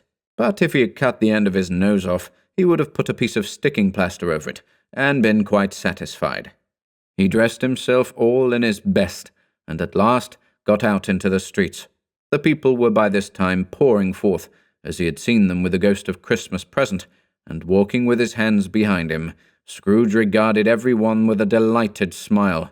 He looked so irresistibly pleasant in a word that 3 or 4 good-humoured fellows said, "Good morning, sir. A Merry Christmas to you." And Scrooge said often afterwards that of all the blithe sounds he had ever heard, those were the blithest in his ears. He had not gone far, when coming on towards him, he beheld the portly gentleman who had walked into his counting-house the day before, and said, "Scrooge and Marley's, I believe?" It sent a pang across his heart to think how this old gentleman would look upon him when they met, but he knew what path lay straight before him, and he took it. "My dear sir," said Scrooge, quickening his pace, and taking the old gentleman by both his hands. "How do you do? I hope you succeeded yesterday. It was very kind of you. A Merry Christmas to you, sir." "Mr. Scrooge?" "Yes," said Scrooge. "That is my name, and I fear it may not be pleasant to you. Allow me to ask your pardon, and will you have the goodness—" Here Scrooge whispered in his ear. "Lord bless me!" cried the gentleman, as if his breath were taken away. "My dear Mr. Scrooge, are you serious?" "If you please," said Scrooge. "Not a farthing less. A great many back payments are included in it, I assure you. Will you do me that favour?" "My dear sir," said the other, shaking hands with him, "I don't know what to say to such "Don't say anything, please," retorted Scrooge. "Come and see me. Will you come and see me?" "I will," cried the old gentleman, and it was clear he meant to do it. "Thank ye," said Scrooge. "I am much obliged to you. I thank you 50 times. Bless you." He went to church, and walked about the streets, and watched the people hurrying to and fro, and patted children on the head, and questioned beggars, and looked down into the kitchens of houses, and up to the windows, and found that everything could yield him pleasure. He had never dreamed that any walk, that anything could give him so much happiness. In the afternoon, he turned his steps towards his nephew's house. He passed the door a dozen times before he had the courage to go up and knock. But he made a dash, and did it. "Is your master at home, my dear?" said Scrooge to the girl. "Nice girl. Very." Yes, sir. "Where is he, my love?" said Scrooge. He's in the dining room, sir, along with the mistress. I'll show you upstairs, if you please." "Thank ye. He knows me," said Scrooge, with his hand already on the dining-room lock. "I'll go in here, my dear." He turned it gently, and sidled his face in, round the door. They were looking at the table, which was spread out in great array, for these young housekeepers are always nervous on such points, and like to see that everything is right. "Fred," said Scrooge. Dear heart alive, how his niece by marriage started. Scrooge had forgotten for the moment about her sitting in the corner with the footstool, or he wouldn't have done it on any account. "Why, bless my soul!" cried Fred. "Who's that?" "It's I, your Uncle Scrooge. I've come to dinner. Will you let me in, Fred?" Let him in. It is a mercy he didn't shake his arm off. He was at home in 5 minutes. Nothing could be heartier. His niece looked just the same. So did Topper when he came. So did the plump sister when she came. So did everyone when they came. Wonderful party, wonderful games, wonderful unanimity, wonderful happiness. But he was early at the office next morning. Oh, he was early there. If he could only be there first, and catch Bob Cratchit coming late, that was the thing he had set his heart upon.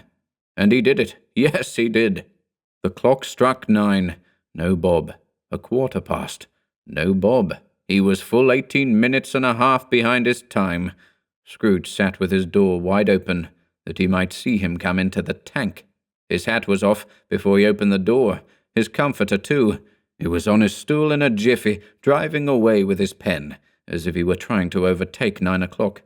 "Hello," growled Scrooge, in his accustomed voice, as near as he could feign it. "What do you mean by coming here at this time of day?" "I'm very sorry, sir," said Bob. "I am behind my time." "You are?" repeated Scrooge. "Yes, I think you are. Step this way, sir, if you please." "It's only once a year, sir," pleaded Bob, appearing from the tank. It shall not be repeated. I was making rather merry yesterday, sir." "Now, I'll tell you what, my friend," said Scrooge. "I'm not going to stand this sort of thing any longer, and therefore," he continued, leaping from his stool and giving Bob such a dig in the waistcoat that he staggered back into the tank again, "and therefore I'm about to raise your salary." Bob trembled and got a little nearer to the ruler. He had a momentary idea of knocking Scrooge down with it, holding him, and calling to the people in the court for help and a straight waistcoat. "A Merry Christmas, Bob," said Scrooge, with an earnestness that could not be mistaken, as he clapped him on the back. "A merrier Christmas, Bob, my good fellow, than I have given you for many a year. I'll raise your salary, and endeavour to assist your struggling family, and we will discuss your affairs this very afternoon, over a Christmas bowl of smoking bishop, Bob. Make up the fires, and buy another coal scuttle before you dot another I, Bob Cratchit." Scrooge was better than his word. He did it all, and infinitely more, and to Tiny Tim, who did not die, he was a second father. He became as good a friend, as good a master, and as good a man as the good old city knew, or any other good old city, town, or borough in the good old world. Some people laughed to see the alteration in him, but he let them laugh, and little heeded them, for he was wise enough to know that nothing ever happened on this globe for good at which some people did not have their fill of laughter in the outset, and knowing that such as these would be blind anyway, he thought it quite as well that they should wrinkle up their eyes in grins, as have the malady in less attractive forms. His own heart laughed, and that was quite enough for him. He had no further intercourse with spirits, but lived upon the total abstinence principle ever afterwards, and it was always said of him that he knew how to keep Christmas well, if any man alive possessed the knowledge. May that be truly said of us and all of us. And so, as Tiny Tim observed, God bless us, every one.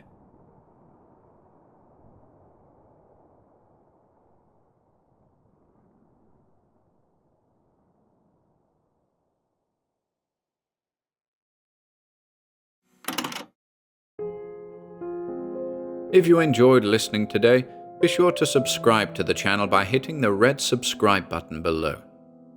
After doing so, click the bell icon next to the subscribe button to receive new content notifications. If you'd like to support our work and receive exclusive perks, consider becoming a channel member by clicking the join button below. To support us in other ways, see the video description for links to our Bandcamp and Patreon pages, our merch store over at Teespring, and further information relating to our releases on Audible, iTunes, and Spotify. And until next time,